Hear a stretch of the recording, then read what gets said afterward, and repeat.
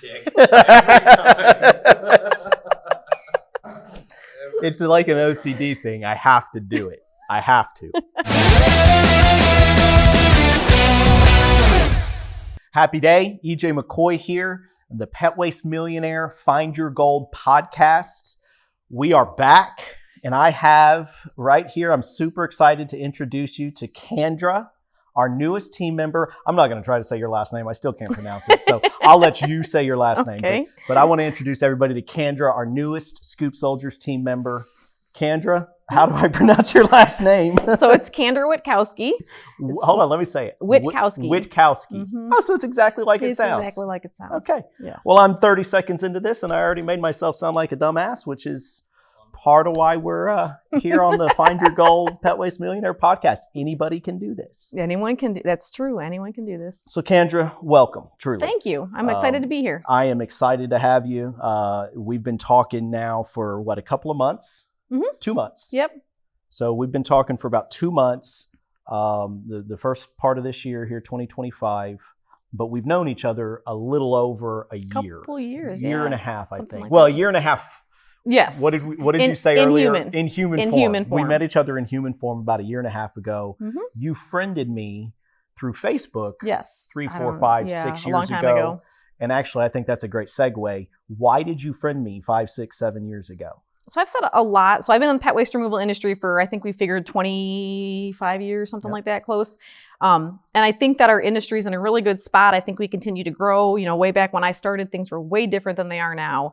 And I really do think that really any industry, but pet waste removal, because that's the industry that I'm in, I think it's in a really good spot. And I think things only get better when there's networking and communication and sharing of knowledge and ideas and those types of things between franchises, franchisors, franchisees, independents, associations, the entire thing. We all have something in common. We all have something in common, right? Like you don't have to give away the top secret recipe, but there's always things that you can do and share, and there's always ways that you can be helpful to others. Well, and I think that happens. So you just said 25 years. So you friended me on Facebook years ago because of the value in networking. Yes. You had gone to work with Pet Butler, and I want to hear more about that in a second.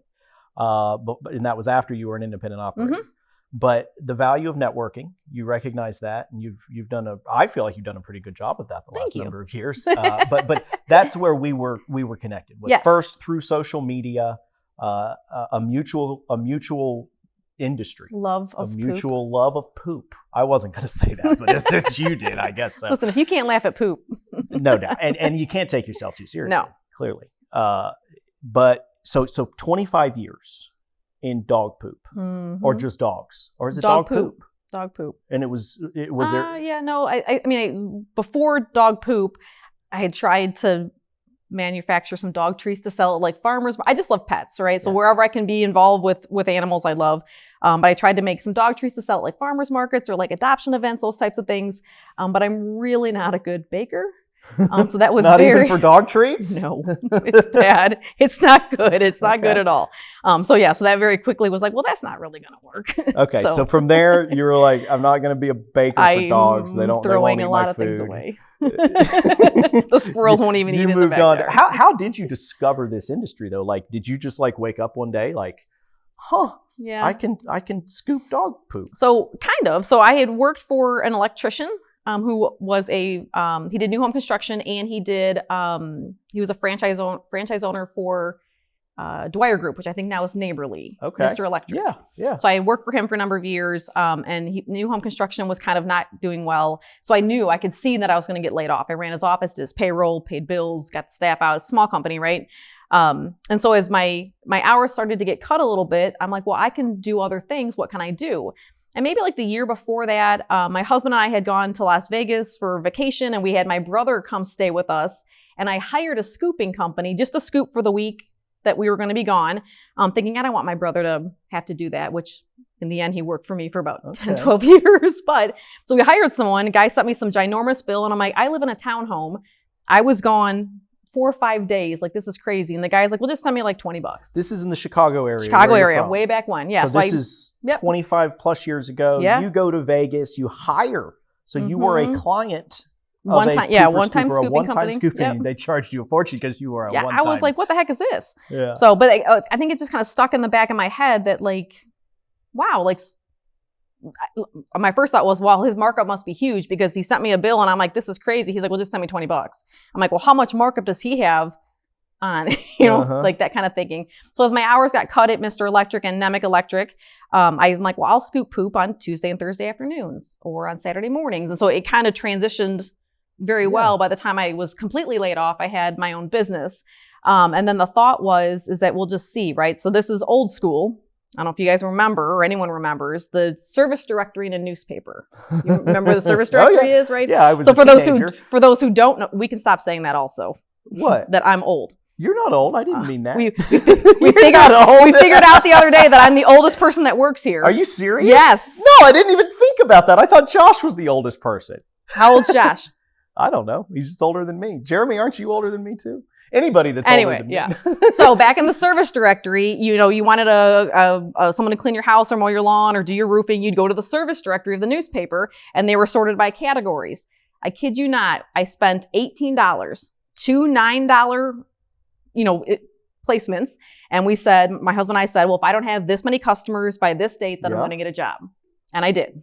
So I got those customers like, okay, we'll do another $18. Like we just kept kind of doing that.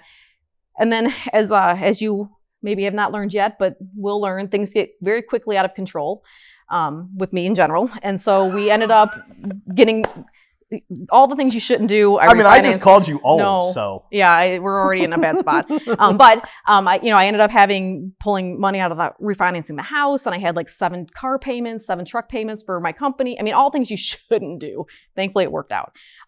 We ended up doing that, and then I hired my brother, the one that I didn't want to have to scoop So he was poop. your first employee? First or second. I think I hired him and he immediately went on vacation. So timeline here, is this a couple of year period? No. Or this is like a couple of months? Maybe a year tops. In maybe. all seriousness, in terms of timeline, this is, you mentioned 25 years ago. This is 2000, 2002. What is it? I think I incorporated in 2002, okay. But I was already kind of side hustling, side jobbing it, Right. for a period of time before that. Okay. Yep. So it happened fast in terms of getting to where you needed to get some help. Yeah, I think I was in a good spot where I lived in southwest suburbs of Chicago is, a fairly decent area in terms of fluency and density and those types of things. I was already connected in the pet world. I already volunteered for rescue groups Right. and tried my failed experiment at having dog treats. And so I think that I already had my foot kind of in the door. But I think I'm a natural networker. I'm not afraid to work hard and get into it. And I think we hit all of that lined up at the right spot. And we went from 2 customers to 5 customers to 20 customers to at a pretty quick clip. Yeah. Within months. Yeah. And you were able to, and that was when you got laid off from. Yep. And then as that kind of grew and I wasn't in the field anymore, That's Astra or Nova. Okay. This is a Pet Waste Millionaire Find Your Gold podcast. We got to have some dogs somewhere. Right. Believe it or not, there are 250-pound Great Danes right behind this Jeep here. Which they sound like from that groan. Sounds like they're resting comfortably. They're taking a little nap Right. while we're talking here. So we ended up, like I said, I was in the office running things and I had a couple of customers that were because I was their scooper for so long, called and said, would you mind walking my dog? And I'm like, of course, I love dogs. I'll walk dogs. Then that very quickly got out of control. And I think at my most, I had 18 pet sitters and probably at that point, 6, 7, 8 Pet Butler or the pooper scooper trucks. And so did you say the dog walking grew bigger? That also got out of control. You say out of control. It did. I don't think. Oh, when you got bigger. Yeah. You get out of control. So it's out of That's control just and part of growth. When things go fast, it feels out of control sometimes, right? Yeah. And you got to be careful. Like I said, all the things that I did wrong, I could have very easily grown myself right out of business, right? I would not recommend someone refinance their house, take every single pen of equity and put it all into S10 pickup trucks. You say most of the time, you gotta have all the other things. If you're gonna go all in, you need to go all in with a plan. And but as much as you're saying that's the wise thing to say. But I would argue that most entrepreneurs, I love studying biographies of very successful entrepreneurs, but just in general entrepreneurs. It's part of the reason for this podcast. Most don't. Yeah, I agree. Most do what you did. Agree. And maybe it's my old age and my wisdom now that I was like, wow, that was who. Yeah. That was most it worked out. Most do risk it. Yeah. And have to risk it all. Much of the time, and I don't know if this was but much of the time because you don't have another choice. I It's either get all in or nothing. Yeah, I think you're right. Some people, so I always say some people work really hard trying to make it, like just trying to get there. I was lucky enough that I worked really hard and I hit it, all the things just aligned and it took off really well for me. Looking back, I would probably tell people that you should have some kind of a plan, not just, I mean, it was to the point where like my husband worked, he had a full-time job. I don't think he was my husband then, but he would come home and there'd be like a new truck in the driveway. I'm like, yeah, I need another truck. The amount of trucks that I have bought and never sat in once was ridiculous. Yeah. Like I can relate to Yes. that. At certain periods as Scoop Soldiers was growing, I remember, and I was somewhat removed. That was me. I'm like, someone needs a truck. Let me just call the dealership. So And Josh Cahill, our co-founder, who you will meet soon enough, he keeps having to go to the hospital. we've been talking and texting. I think he's really there, but I was like, can you FaceTime so I can make sure you're. I like to tease him, but every time he has to, do some work, he Right. seems to know. I'm teasing him. That's not at all the Yeah. case. But no, I remember him. Calling me up, being like, EJ, I'm staring at $350,000 worth of new debt trucks or whatever he'd use it, but they would be lined up in his driveway. And they'd be new Scoop trucks getting ready to go get wrapped. Yeah. And I remember at a point we were growing to where we had to get by 6 to 10 at a time. Right. It was, yeah. And these aren't exactly pieces of real estate that are going up in value. And that's on one hand, that is a negative piece to this business. This industry is you're not, but it's also a huge positive. Yeah. And it can be a positive. Those trucks do become assets as you pay them down. You do have to be careful with leveraging. You got to be careful. We've built our business pretty much completely leveraged. I always kind of say, like, I don't think that I'm by any means the smartest person you'll ever meet. But I think some of the things that I've been really good at or that have worked out in my favor is just because I was too stupid to know I shouldn't do that. Yeah. Right? I'm like, well, yeah, I mean, obviously I need more trucks. Obviously I can run a marathon. Of course I can hike 20 miles. 100% I'll MC your event. I just do it. Like if you think too much about things, you can overanalysis, paralysis yourself. Now, the flip side is maybe you should train for a marathon. Maybe you should write up a business plan. At some point, it's going to get me. It's about so far, balance. yeah. So far, it hasn't. But at some point, So have you done the marathons? I've done 10. 10 marathons. Yeah, I've done 10 marathons. I don't even know, 50 plus half marathons, probably a dozen triathlons. No. So I think it's safe to say you keep busy because just sitting here, we've talked about all the charity work you've been doing for over 25 years, Right. your entire adult life or beyond. Then obviously starting a business but then you've also done 10 marathons. Yeah. I'm slow. Like I'm not a fast marathoner, but I've always said I've never placed anything, but that's the most humble thing. I'm a slow marathoner. Well, I think it's, like, again, I just like, well, what are you going to do? Stop? You're halfway. Did you run track and cross country in school? Nope. What got you into marathons? I think it was like 29. I had gone to the doctor, I had heartburn, I couldn't sleep, which I still can't sleep. But all these ailments, and I remember leaving and he gave me like a list of prescriptions for like heartburn and sleeping and, I had high blood pressure and all those things. And I was like, okay. And I left and I'm like, I feel like I don't need to take all these pills. I called the doctor on Monday and he's like, well, you could change how you live. And I was like, all right.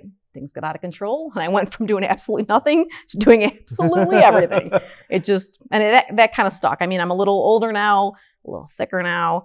I've got some bone spurs, but I still hike and row and Peloton, and that is awesome. Yeah, that is awesome. And you haven't even mentioned all of your hobbies that even I'm aware of. Beekeeping. Beekeeping. I've seen that on social media. I'm a beekeeper. Yeah. Again, it got out of control. Bees are awesome. I live in the woods. They're great for the garden. Bees are awesome. But I was like, I'm going to do bees. And my husband was like, please don't start anything else. And I was like, well, now we have bees. And I don't know about bees. They split every year. So I went from 2 hives. I have 8 hives. And then this spring we've talked and I'm only going to add 2 more hives to 10. Will you have to what will you do with those others? Because you said they'll keep going. Yeah, the queen bee in the spring, the bees know like their job in the world is to procreate, right? So in the spring, if you don't split your hive, divide it in half, the queen will take half the bees and fly off and find somewhere else to live. And then the beehive will the bees in the hive will turn one of those eggs into a queen bee, and they will have a new queen.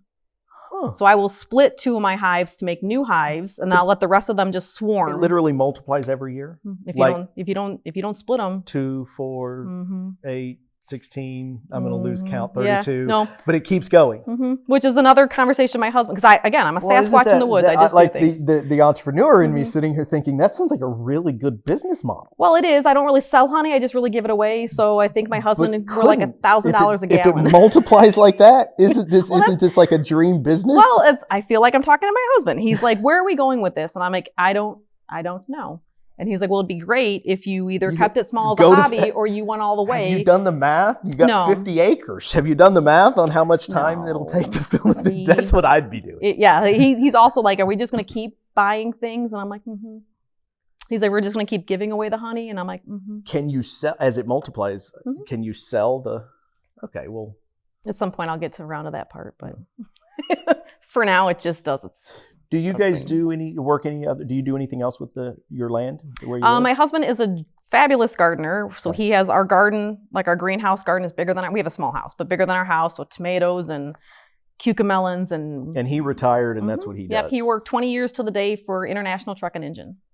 That's awesome. Yep, he retired early, and we have miles of trails and big garden. And so how long have you guys been outside of Chicago? I think we moved from Chicagoland to the Ozarks, I think just about 7 years ago. Okay. 7 or 8 and years. so that actually ties into about the time you sold your business. Tell us. So I sold my business it's been almost 10 years. So I sold my business, and then I sold it to Pet Butler. And then I came on board with them in franchise development to help with marketing originally. And then when Spring Green Enterprises purchased the Pet Butler franchise system, then I moved over to franchise sales. Okay, so I want to break some more of that down. I want to hear how did it come about? Were you looking for a buyer when you sold? You had pet walking and poop scooping. That was your business. Both of those were one business, right? Yeah. So at that point, I'd already sold off the pet sitting. Okay. Pet sitting is very all the time. You're going into people's house all the time. And it's all different hours. Yeah, and people miss their flights. They go into labor. They, all kinds of crazy things that happen 24 hours a day. And it's all during the busiest parts of the year when you want to be off. Yeah, is all when year. You're the busiest, right? So it's the opposite in a lot of ways of poop scooping. Yeah. When I interviewed pet sitters, I would tell them that we work when other people are having fun. Exactly. Like July 4th, yes. Thanksgiving, yes. It's like event planning. Your anniversary, yes. So that part grew the fastest, but you wanted to get out of that. Yeah, I sold that off. It was a lot. It was. How'd you end up selling? Did you sell that off to? I had a broker. I don't even know how I went through a broker and actually sold it. Yeah, I don't remember how I met. It was a gentleman named Joe Spry, great guy. I don't remember how I met him, but yeah, he helped me list the pet sitting company and kind of helped me figure out how to do that part.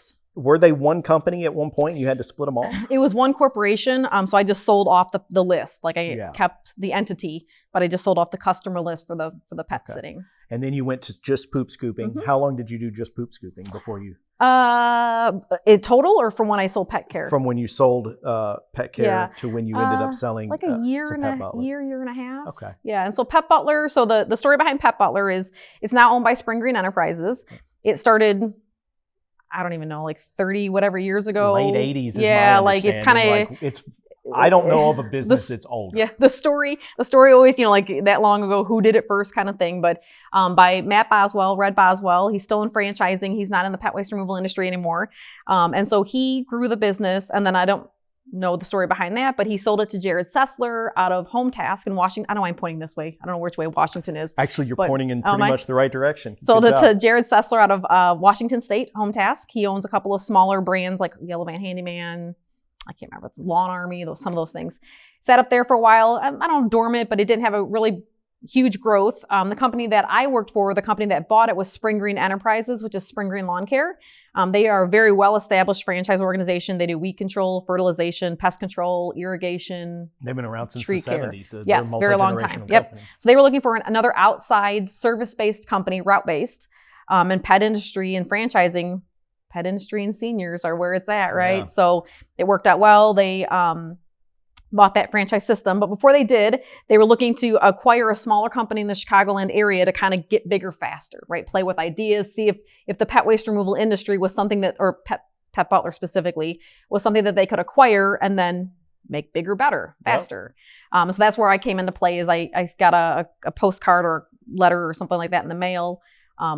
Basically saying we're interested in buying your like business. we'd like to talk, which is the same that's my conversation with all independents, right? Like every independent should sell to another independent, sell to a franchise. Like, I mean, the way it snowballs, it's got to grow. Yep. So they called me and I was like, well, I don't know, met with them a few times. And it seemed like the joke is that I would sell my company to Pet Butler and move on to something else. But very quickly they wanted me to work for them. And I'm like, well, that sounds fun. I'll do that. And then got out of control and 9 years later. You were there 9 years? Just about 9 years. So you sold to them, went to work for them, wasn't the original part of the plan, but became that. Yep. And then for 9 years. I was in franchise development for Pet Butler and then a little bit of Spring Green Lawn Care, but mainly Pet Butler. But you started off kind of in that Spring Green, Pet Butler. Yep. They weren't, they didn't start off in franchise development. They had not acquired the franchise system yet from Jared Sessler. Okay. So I was just, they bought one franchise location outside of Chicago just to play with it. And that's where I kind of came into play. They tested the model, thought it was something that was scalable.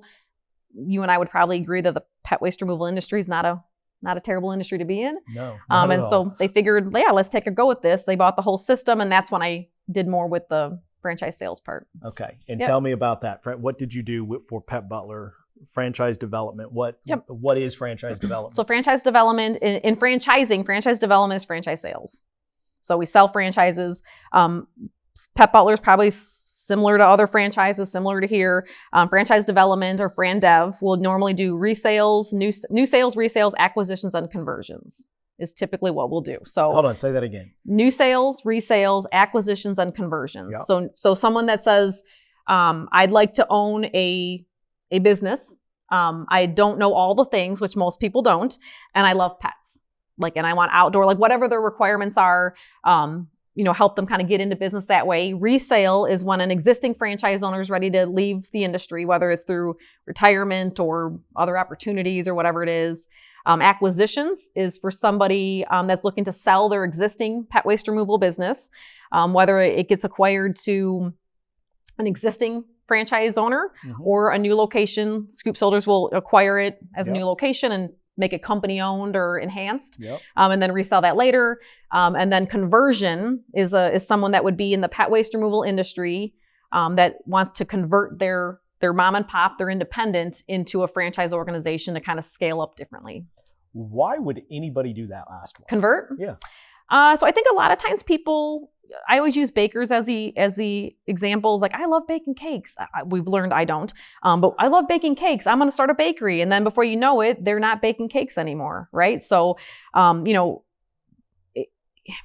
franchise is all about scaling, process, and procedure. And so if you're really good operationally and you're not great marketing, or you're really great at marketing, but you're not great at operations, I mean, all those things kind of play together. And franchising is, it's a tactic. It's a strategy, and not everyone should be a franchise owner. Some people just don't fit the mold. They should be. Most, I would say most. I would agree. Most probably are. I would think, the best fit for franchise So owners. someone that would be good in franchising is somebody, acquisition, conversion, or not, would be someone that has great ideas but doesn't want to recreate the wheel. Yeah. So maybe there's somebody in pet waste removal or owns a taco shop or whatever it is, right? And they figure out that I really like this industry. I like what we do, but I'm stuck.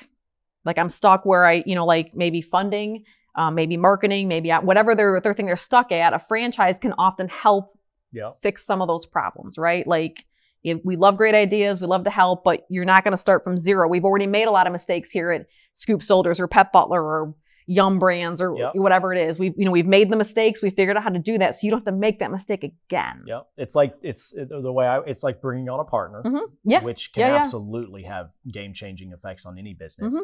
But in franchising, it's similar to that. But it's also like bringing on a partner that's already done maybe 10-fold or 20-fold the amount of revenue globally, historically, than maybe what you've done. Yep. No, that makes a lot of sense. Yeah. Did you ever? I mean, Did you ever consider yourself as a possible franchisee in any opportunity or day? I know you were always on the inside of the franchise dev side.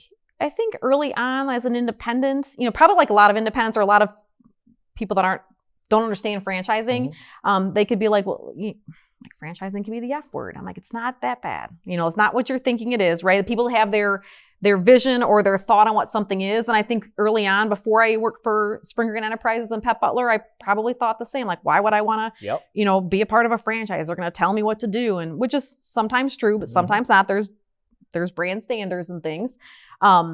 But I think now I've learned more about franchising, and I think it is an opportunity for a lot of people. And if I was going to probably start another business, I probably would look into a franchise because it would probably be in a new industry, not pet waste removal. So I love coffee shops, right? If I was going to own a coffee shop or a sandwich shop, this girl loves a sandwich, right? Like I can make my own sandwich. I don't know how to scale that. So either do I want to invest in a franchise and pay a royalty or a franchise fee and have it 98% laid out for me, or am I just going to find a storefront and buy coffee and just figure it out? It goes back to that risk, risk aspect. Yep. And again, it could be either way. Like, the risk. Would I figure it out? Probably. Would it take me longer? Probably. Yeah. I had a franchise owner tell me that franchising got them from point A to point B faster. Yeah. And I'm like, that is a very simple way of explaining franchising. Well, and in home service franchise businesses like Scoop Soldiers or Pet, and I think Pet Butler's built the same way, a huge benefit is the command center aspect. Yes. Once you get beyond, I don't know, I would estimate a couple hundred customers, like you say, the job changes. You become very much so you become a customer service rep as much as you are and HR scooping, and not to mention HR. And so, granted, as a franchisee, you're still going to always kind of deal with the HR aspect, but the command center side, handling the clients, that sort of thing, at Scoop Soldiers, that's part of what you get from the franchisor. We take care of the client experience, so to speak. Doesn't mean you don't have a part in it. You do as a franchisee, but the daily calls or whatever, the calls, updating credit cards, signing up for services, literally the sales aspect is all actually outsourced to there are a lot of very important things that have to get done that the owner does not have to do. Updating client credit cards, pretty important. You're going to get your money. But you don't have to call, as the owner, you don't have to call hundreds of people. So I had a business coach years ago say that if it doesn't make you money or doesn't make you happy, you should not be doing it. So our franchise owners, Pet Butler or Scoop Shoulders or whatever other brand it is, should be focusing on growing their business and marketing, not necessarily running credit cards. Exactly. Right? Or Mrs. Smith can't, they're going on vacation or they have a baby shower on Saturday, whatever their little things are, very important things. The owner doesn't have to do that. Do you feel that way about accounting in the same way? So yes, I think a business owner, especially if you're not good at numbers, should have a bookkeeper or someone that handles that. But you should, as an owner, you should be very heavily involved in reviewing those P&Ls and your chart of accounts and all of those things, but you don't have to put the numbers in there. How important was that in the sale of your businesses?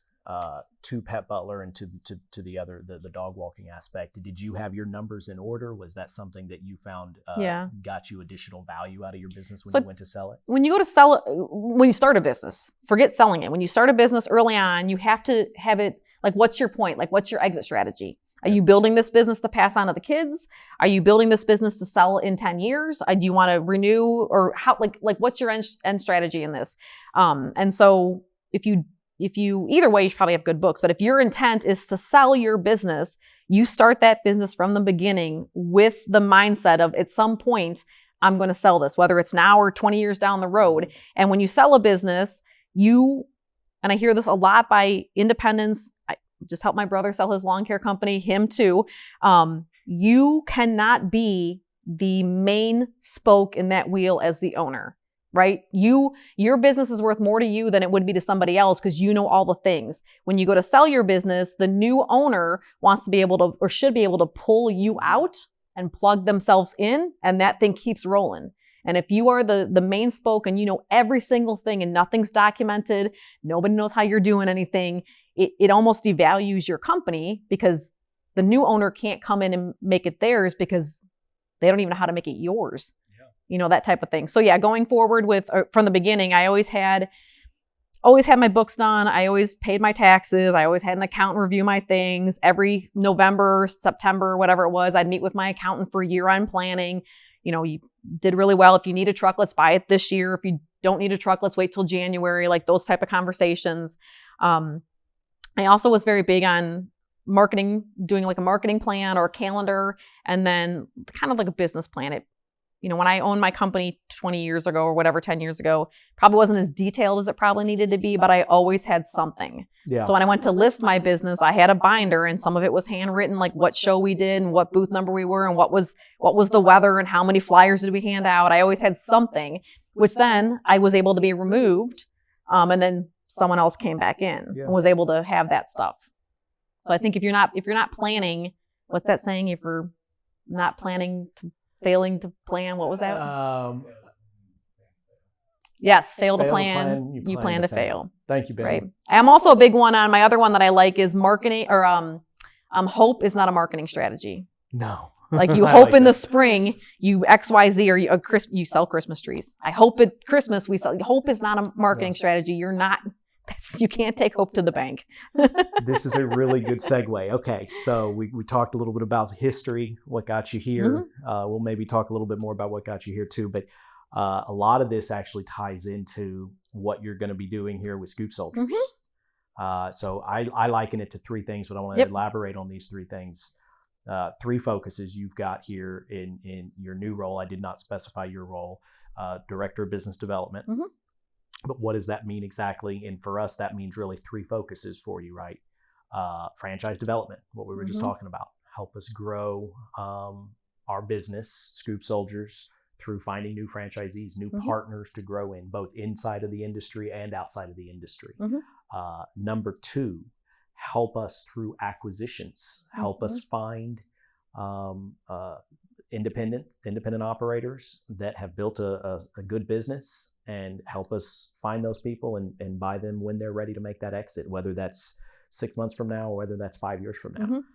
Sometimes 10 or 20 years from now. Or 10 or 20 years from now, exactly. Exactly. Right. We want to grow our business through acquisition. That's something that we historically have not done at all.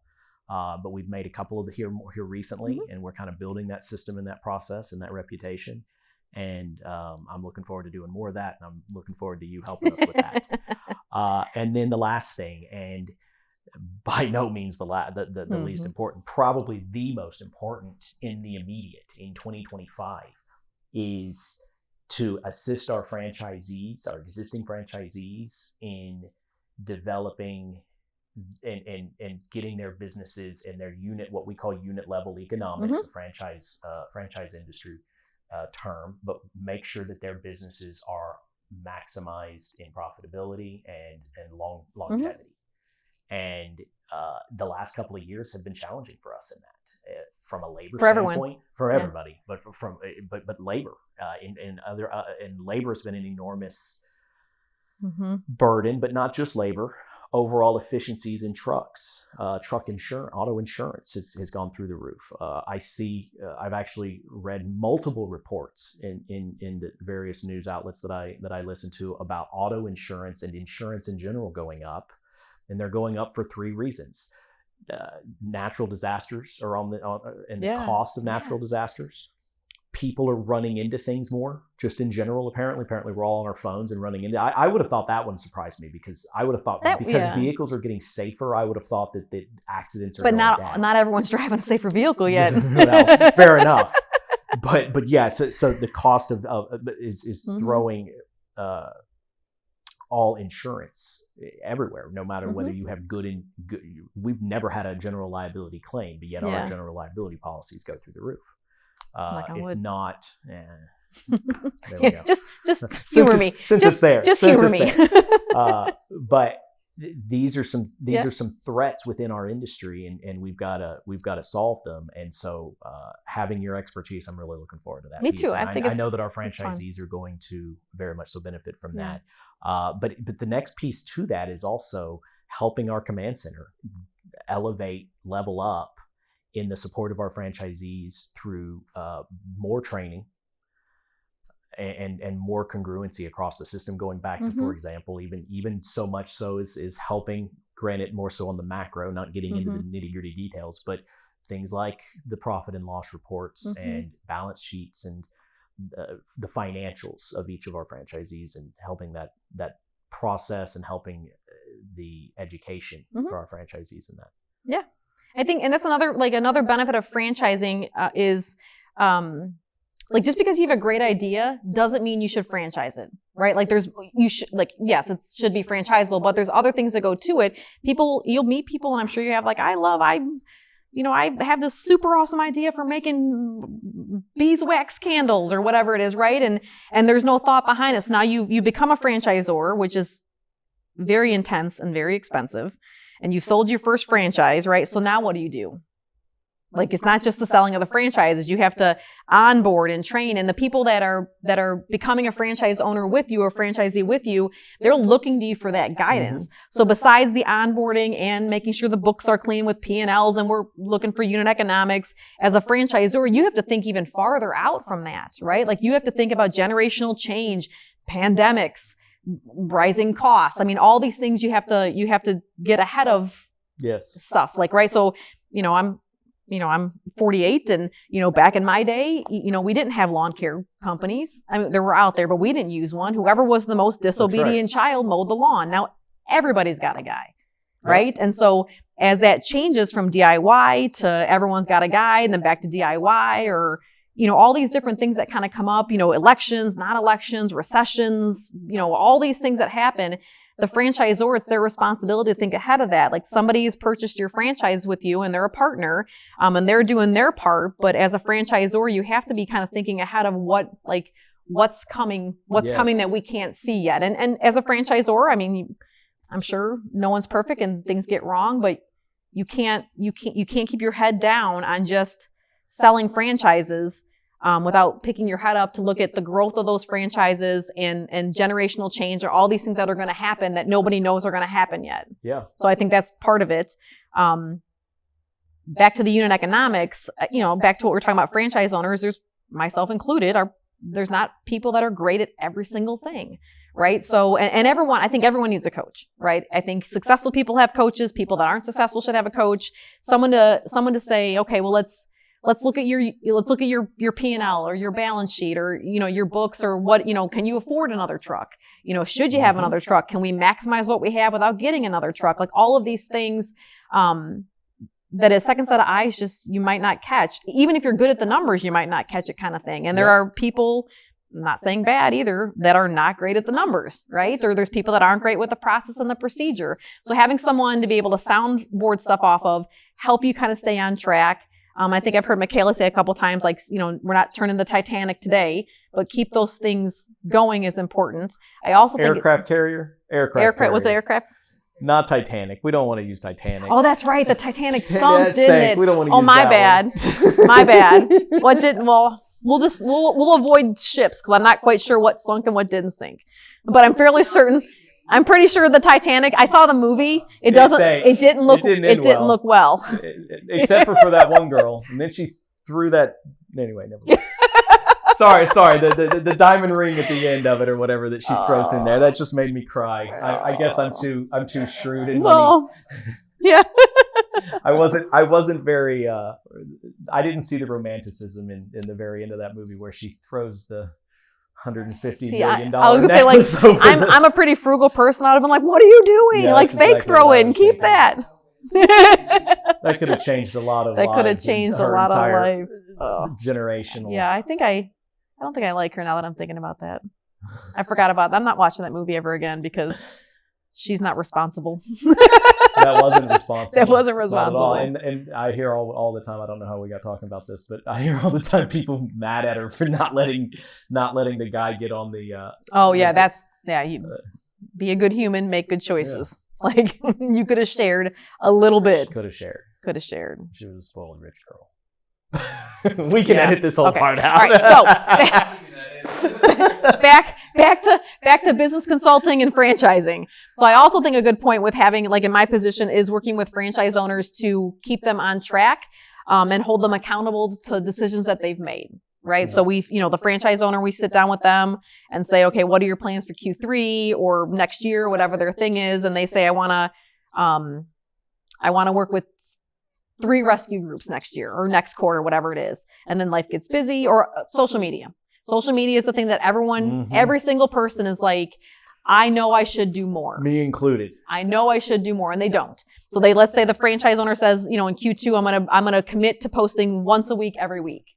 Well, now we're 3 weeks in and you've not posted. So your business consultant, your business coach will be like, let's remember, you had said that this was important to your business. So as your business coach, I'm reminding you, how can we, where are we going to find the time to do this, right? Set those expectations and hold you accountable. I think everyone, whether you're training for a marathon or you're running your business, every now and then everyone needs a little nudge on the things that we know we should be doing that we just don't. 100%. So I'm super excited to kind of help with that stuff. And as you probably have seen from my emails, I'm a big list maker. I'm a big idea, get it all down kind of thing. Speaking of lists, grab your phone. What else was on our list for this? So you're gonna get used I left to my seeing phone over there. Lots of emails that say rando. Love it. All right, so I know Michaela loves it too. Well, Marketing, succession planning, how to build your business to sell, exit strategies. Well, we've touched on a number of those things. yeah. Business owner needs for ERs, power of attorneys, names on bank accounts, all that sort of stuff. Yeah, that just came up. So that came up, recently in two different capacities. One, I had lunch with a scooper, an independent, who I've known forever, and just in random conversation, I don't even know how it came up. She doesn't have a power of attorney, and her spouse is not on the business, and all the things, right? She's been running a very successful business for a very long time, and I was like, what happens if something happens to you? Your children work here. How are you going to cut check? What? And she, during the headlights, oh my gosh. So she got that kind of stuff rolling. And then, there was, I know of a Pet Butler franchise owner who passed away, and some of the stuff wasn't laid out like it should be. And thankfully he was part of a franchise system that was able to help keep his business running until family could figure it out. But again, the baker that loves to bake cakes never probably thought about what happens if I get hit by a cupcake bus, and who's going to write checks? You know what I mean? These little things exactly that you don't, what's going to, listen, I love a cupcake. I've already told you this. I don't know. So, okay. This is Notice side note. The media guy that's trained, he didn't even hardly crack. So I love murder. Murder's my favorite. And I was listening to a podcast. You mean murder mysteries? True crime. Yeah. True crime. Okay. Well, you said murder. Well, I always tell people murder's my favorite.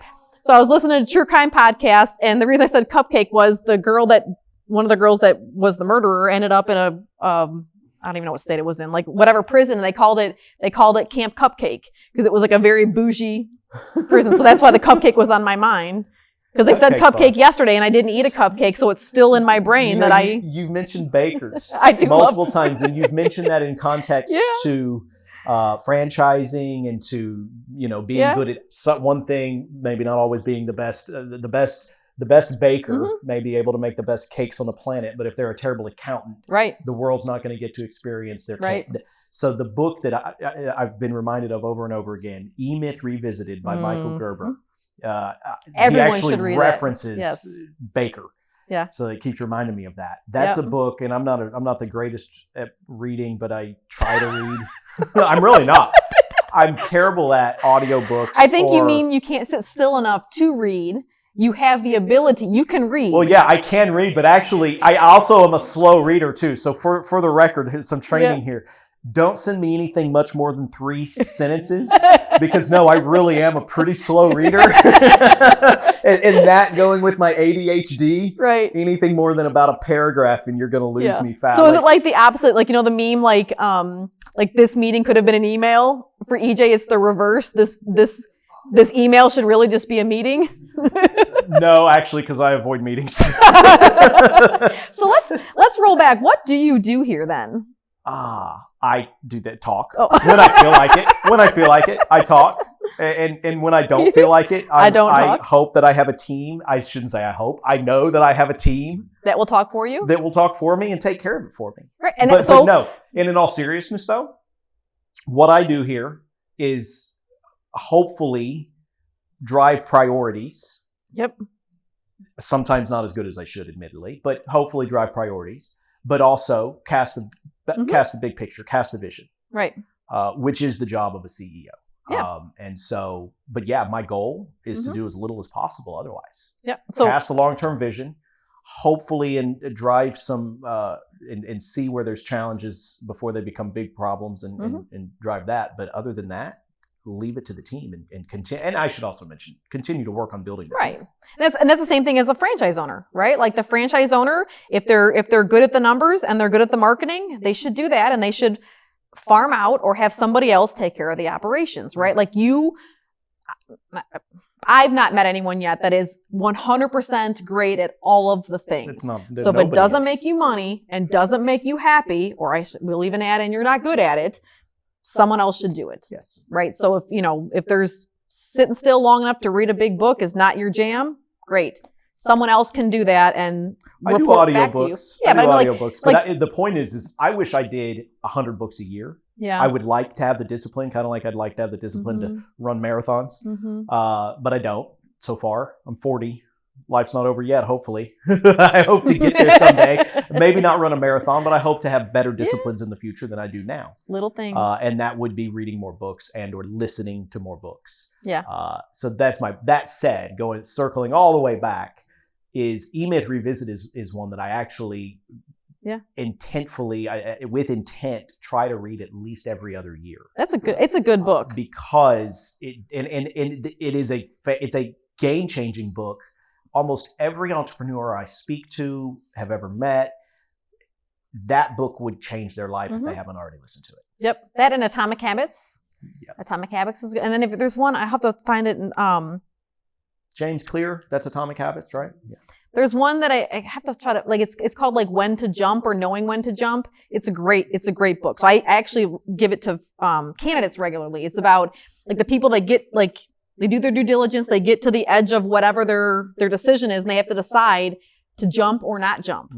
Right? So putting in the terms of franchising, we'll work with a candidate that's loves the idea. They want to be their own boss. They see all of the opportunity, and then they get to which would be a discovery day typically. They get to the end of the line, or sometimes a request for consideration. They get to that line, and then they get nervous, and they're too nervous to jump. Nope. Which in franchising is not awful, because we want someone to be excited, but also nervous and scared, right? If they're too excited, that means they may not completely understand the work that goes into owning a business.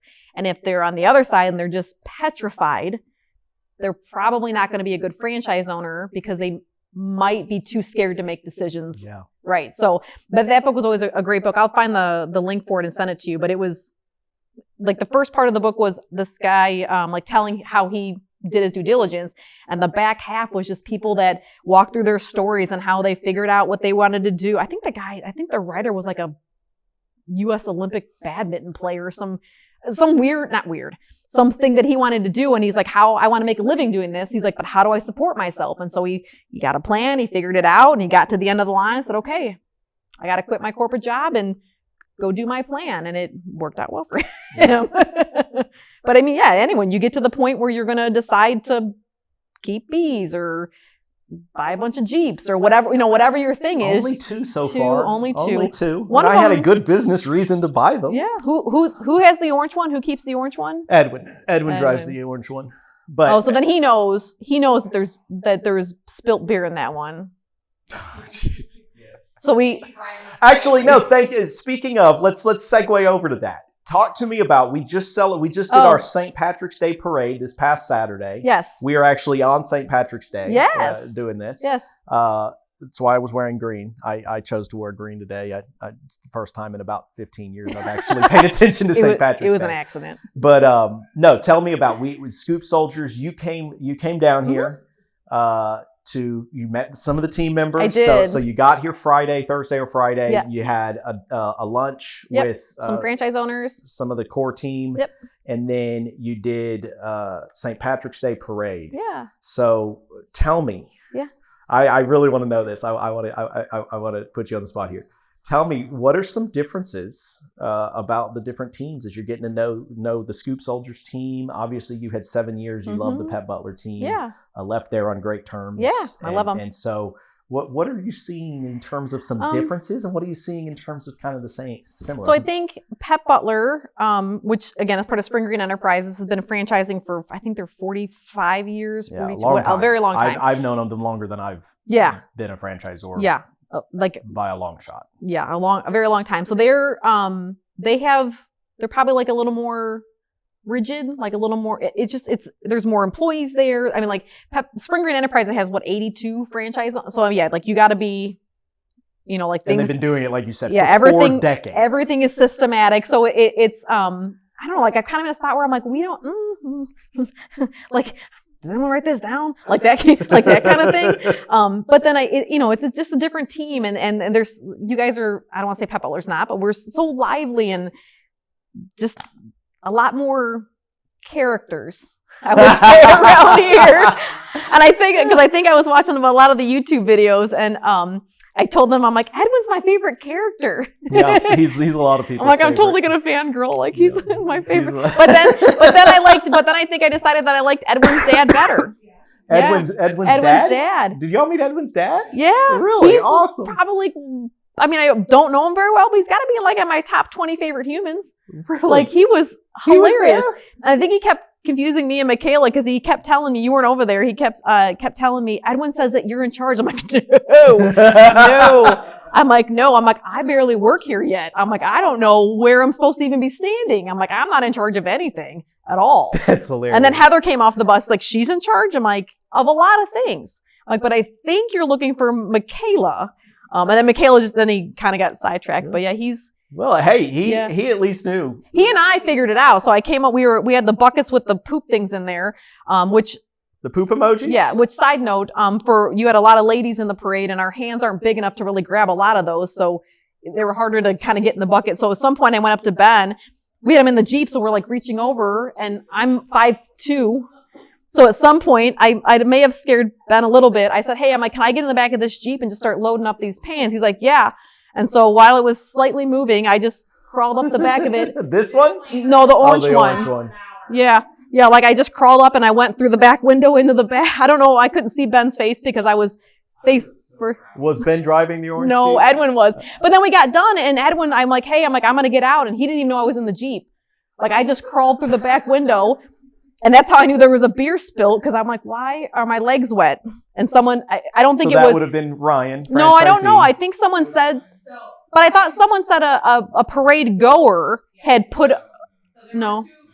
No. She's the boss.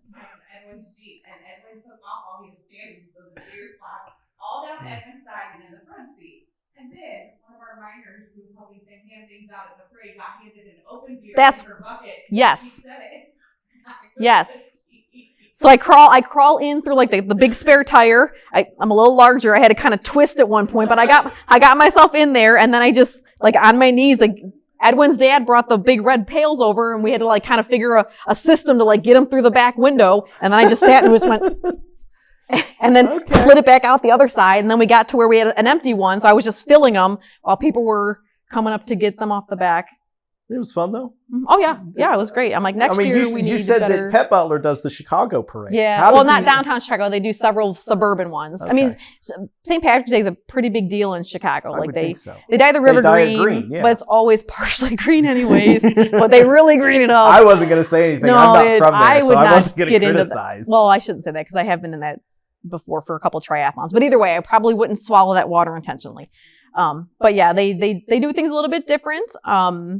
Usually we went up Jeeps, they had trucks, but yeah, it was a great time. Jeeps are cooler, aren't they? Jeeps are cooler, not probably as efficient as you wanted a parade, but they are pretty. But we figured out some ways to do a little bit better next year. Efficiency is for the work day. This was St. Patrick's Day parade. Says the guy that wasn't following the Jeep, trying to stick their arm in the back of a Jeep to fill up a bucket while it's moving. No. Going back to what do I do? I was not there. It was not that. So parade planning, not me in a parade. No, I get anxiety planning. But I meant so we figured out some ways to make it better next year, which always you should be improving on. But it was a ton of fun. I was not podcast related, but I felt very welcomed. Everyone, was happy to have me. And do you know everybody's name yet? I think I'm getting pretty close. I think I'm getting 98% accuracy. Pretty close. I don't know that I know everyone's exact position yet. But one, because I haven't been here long, but also I think everyone does everything. Give me an excuse to go over an org chart. And everybody will tell you I'm a sucker for an org chart. So but then we can just review that. This team, and Pet Butler wasn't like this either, but this team, if something needs to get done, something you just you see that it's hard to fill these buckets. I'm like, well, I'll just crawl through the window, right? Like Edwin saw that we were low on the emojis, and someone else got in the Jeep, and we bought he went up to the bus emoji in North America, and y'all gave them away in that one you're gonna parade. Probably need to. That was a little over budget. Place an order. That was a lot. Yeah, no, we already have had to place people loved them. They loved them. The crowd was great. I heard people were fighting over them, and adults were stealing them from children. Yeah. Speaking of, actually, I did this fun deal here. All right, so if you're watching to this point and we have entertained you, now go and look behind us and try to see how many poop emojis are behind us on the Jeep, and comment down below. I don't have any plans for this yet, so I haven't really thought past this. But at some point, maybe I want to do something where we actually have these hidden, and whoever gets it right down below maybe gets some free swag or something. I've seen bookstores that do that. There's a bookstore, they'll hide a little like a leprechaun or whatever it is, right? And then if usually it's for kids, but I also like it. If you find it, they give you a free book or whatever it is, like a bookmark or whatever. But it makes it where it's exciting to go to that store because you want to figure out where it's at. That was the idea. I literally just thought of this while Jeremy was setting up all these lights this morning. But so seriously, I remember now how many. I had to look back and count, but how many poop emojis are back here? If you get it right, we'll send you some free swag. I'm making shit up as I go along. Jeremy's over there with his eyebrow up. He's like, how are we doing this? How is this even going to work? This'll work. We got it figured out. Ben thinks it's a great idea. He's back there he's talking about how genius it is. Okay, so we talked St. Patrick's Day. There's more to talk about, not just on St. Patrick's Day. Oh.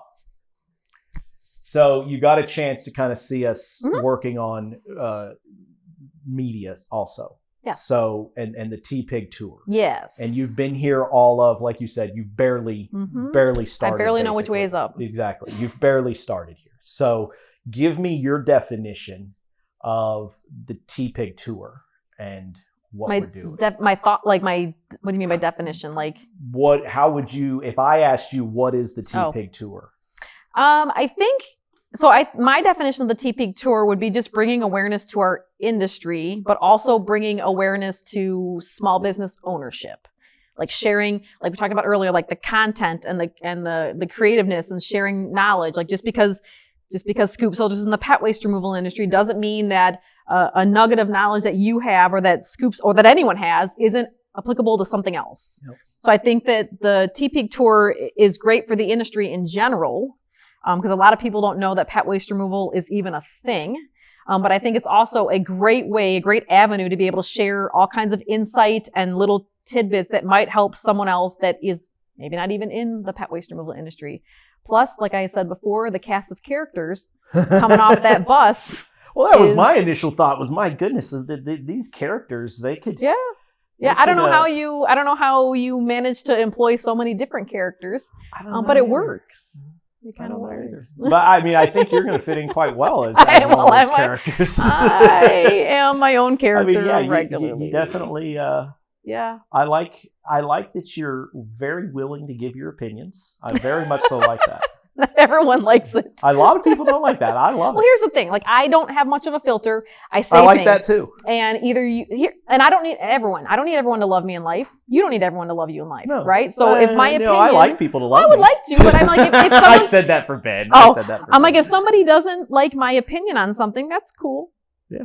Like normally, there's no malice or angry energy for me typically. So I try not to insert normally. Typically. I can get a little hot from time to time, but we'll blame. So I'm not going to blame, but my uncle, I've got my dad, and he has 3 brothers, 4 uncles. And Uncle Dan is the one that probably can be a little more, and not even bad, like a little more hot-headed. And so I have been told that I'm kind of getting to be Uncle Dan Jr., where I can be like, listen. So I've had to eat crow a couple of times. I'm like, I should. It's funny you say that. Literally this past December, like 3 months ago, I've started trying to go on walks a little bit. I turned 40, my milkshake stomach here. So it's not bringing all the boys to the yard. No. And this is everybody calls their beer belly or their dad bod, but for me it's milkshakes. Who doesn't love milkshake? I could have a giant, I could have a milkshake bigger than this every not night even for lying. bed. Not I even love lying. it. Anyway, so I've been taking these walks. So I'm walking. Okay, side note, I'm on the board until a week from now on the board of my HOA. Okay. And I'm only on the board of my HOA because I was fighting with the ones before. So I couldn't get along with them, so I had to become. Well, then a year goes by, and I can't get along with the ones that are on the board with me now. So so I'm literally on these walks, and I'm thinking of my neighborhood because I'm walking through my neighborhood, and I'm kind of like, kind of getting. And I message my wife, and I'm thinking, and I tell her, I think I'm starting to realize I'm a little more of a hothead than I thought I would. And all she messages back just as nice as possible. She goes, well, yeah, baby, everybody knows that. See? So I just turned 40 and I thought I was more self-aware. I just found out I was crazy. Literally 2 or 3 months ago. You just found out you were crazy. I just found out I'm a hothead. I didn't know. Jeremy, you've known me for 20 years. Nobody ever told me I was such a hothead. He goes like that. Yeah, these things sneak up on us. I had a nephew kind of giving me a hard time, and he was like, I wanted to meet his girlfriend, and I'm not allowed because I'm crazy. And I'm like, I'm not crazy. He's like, and then I don't remember how he was like making a joke. He's like, you're not helpful. You're crazy. I forgot what other things he said. And I'm like, what are you talking about? I feel like I'm a fairly solid human, right? Like I feel like I work hard. I take care of my families. Have you ever asked me for anything that I said no? No. So then he's telling his aunt, my sister-in-law, and she's like, well, you got to kind of pick one. Like, we know she's crazy, but she's very helpful. And then rebutted the other things. And I'm thinking, what? But I call my husband later and I'm telling him the story. He's like, well, I can see where he said crazy. And I'm literally like, what? I had no idea. Like I said, I just turned 48. 48 years of not realizing I was a crazy aunt. What do they call you, Aunt Kandra? Yeah. That's Aunt Kandra? Yeah, Auntie K or Aunt Kandra. Auntie K. I have an Aunt K. Yeah. She's crazy. Yeah. Well, and the auntie, that also comes because I am crazy. I love her, but yeah, she's actually known as Crazy Aunt K. I think when you don't have kids, and I'm 5'2". My twin nieces are about to be 12 and they're taller than I am. So I roll with them in the playhouse and I've got no problem climbing up a playground set or going to get mani-pedis, or I love it, all of that stuff, because they're not mine. I give them back. They're like, hey, here's the deal. I gave them a lot of candy. I know they're not supposed to have coffee. I did that also, but I'll see at Thanksgiving. You give them coffee. How old are they? Well, they're big. They're like the size of me. So why would it not? I don't understand. You don't. So if they're 10, but they're 5'2", yeah, give them coffee. Why would you not? It's not going to stunt their growth. I don't understand. I mean, there's as much caffeine in a Coke. Like, why can't a kid drink coffee? I'm a free babysitter. Michaela, do you let your kids drink coffee? Oh, yes. Yeah. Coffee. Okay. I see, growing up, my parents wouldn't let me have coffee, but I was allowed to have soda. Oh. Eat the carrots so your eyes are good. Yeah. Yeah. I actually got told that same thing, eat the carrots, your eye.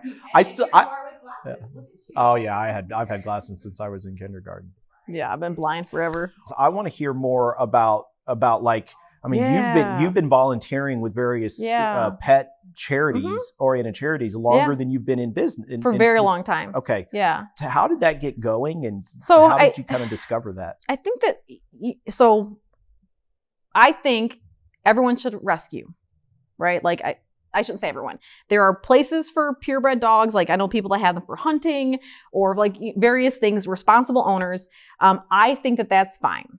I don't think just because you got a really cute Shih Tzu and I have a really cute Shih Tzu that we should make more Shih Tzus, right? Like the world does not need more Chihuahuas and Pit Bulls. We're good. 100% agree with you, as I fully recognize my purebred Great Danes behind the Jeep here that are not for hunting or really anything. Are they intact? Except taking naps. Are they what? Are they fixed? Yes. Oh yeah. I You're good fully then. believe in that. In fact, fully believe in that. But actually, nobody needs an intact male. Even since I agree with that. Mm-hmm. And even since I got them, my actual opinion has changed on this. In the last 2 years, they're not even 2 years old, I don't think. But my opinion has changed, and I actually will probably never. I'll always get rescues. Yeah, they'll have to be purebred rescues, but there I'll are. always get You rescues. can. Here's kidding, the thing actually. that was a joke. Just full disclosure. Like I was about to blow up. Totally There joking. are people that I will Is never. that really a thing? What purebred Where rescues? people are like, I have to have a purebred. There are some people. There are groups that only rescue like labs or whatever. I knew that. But the amount of the amount. So the thing that maybe probably really ingrained to me the rescue thing is I had volunteered a bazillion years ago. I think it was Naperville Humane Society, and I was volunteering, and we were cleaning cages or whatever it was, and there was a purebred. I don't remember if it was like a Dalmatian. It might have been a Dalmatian because that movie was out. You know how movies come out, and everyone's like, "We should get Dalmatians."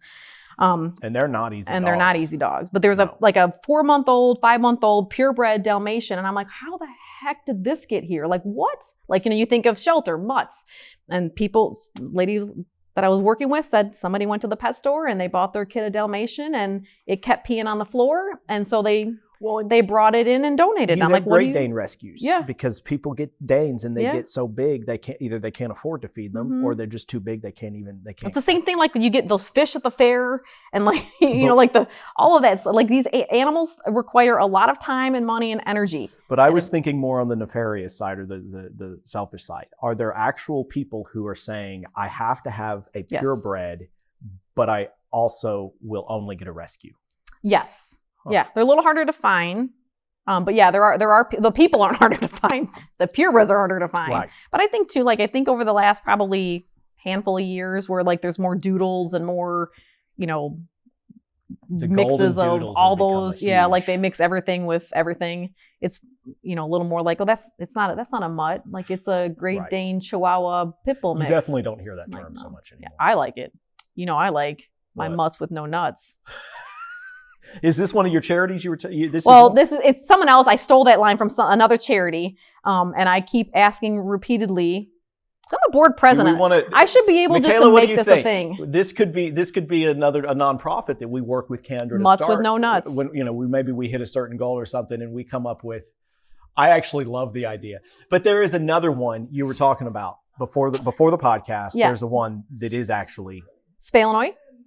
Well, no, I thought that there was one that actually has a name, like you just mentioned. Oh, no, I'm the board president for Spay, Illinois, which is now Paws for a Cause Vet Care.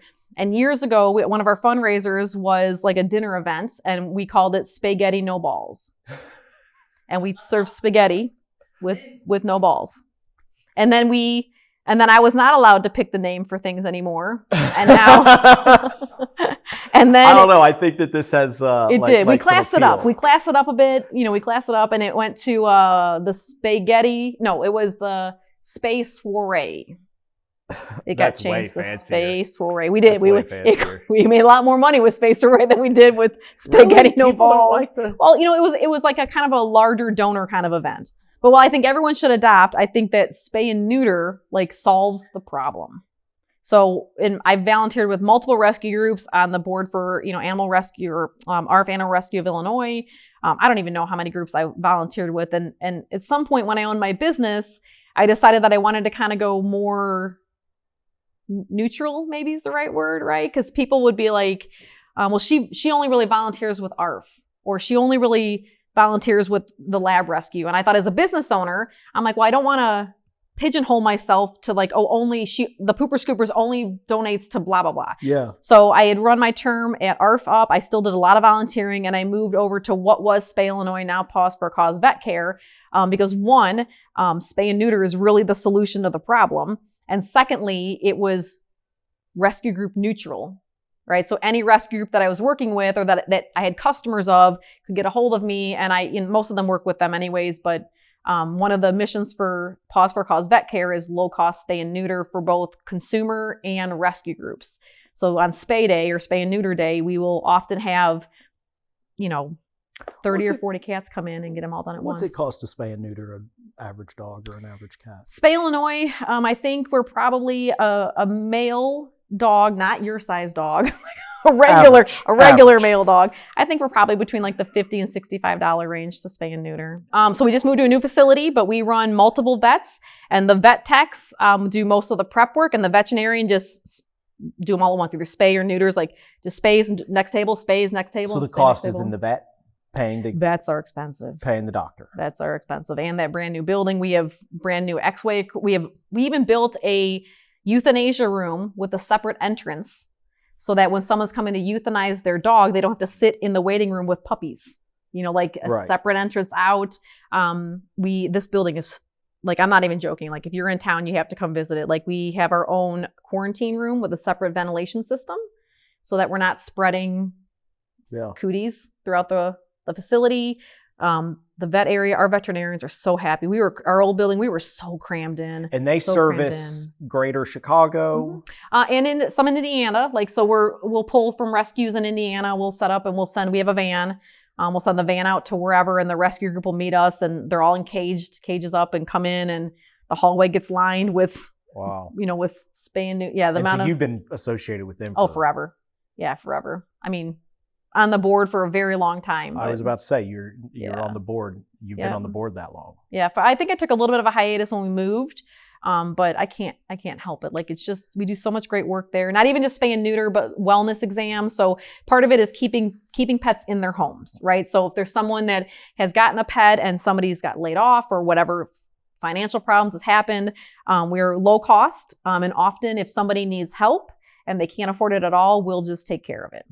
Oh, wow. So it's because keeping the dog or cat in its home is better than placing it somewhere, right? Absolutely. Not only from the side that you're thinking, like, now the family can't take care of their pet and they just broke their heart because they can't keep their cat or their dog, but also that animal's lived in a home for a number of years and now has to go to a shelter or it's just, in overall, keeping the pet in their home with their family is the way to do it. Well, let us know as things, as you get into your new role here and whatnot. Let us know how we can help. I think educating people on spay and neuter and rescue is like, it's a true passion of mine. I think it's a great idea to do. I don't think people think about it as much as they. We need to figure out how to apply your passion into both this podcast, but also into Scoop Soldiers. Yeah, I can't help it. It'll come out regardless of whether you want it or not. Absolutely. Sorry. Well, let us know how we can help. No, don't apologize. Well, don't say let me know how we can help, because I will immediately ask you for a very large check. Well,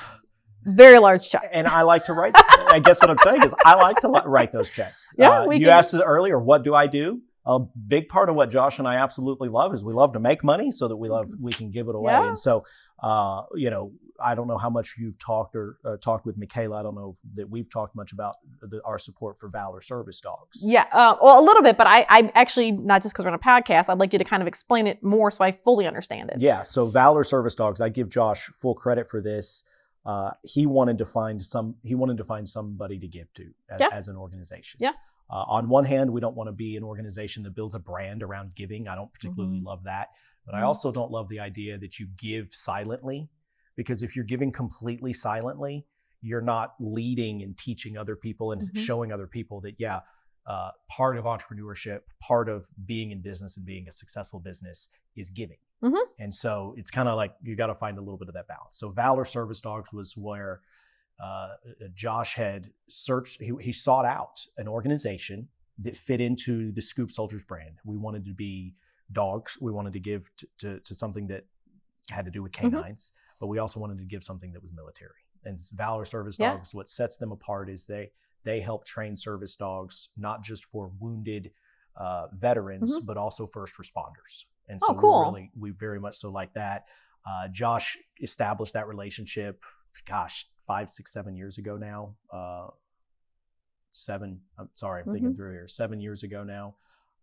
They're based in Florida, but they're an awesome organization in that they're training service dogs for wounded veterans and first responders. And They definitely deserve to have the help. absolutely.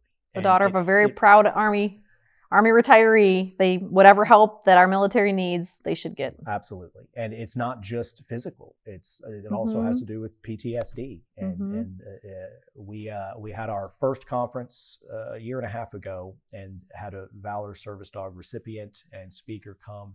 And it was awesome to hear about. His was more PTSD, I believe, but it was awesome to see and watch him work with the dog. That said, we need to do more.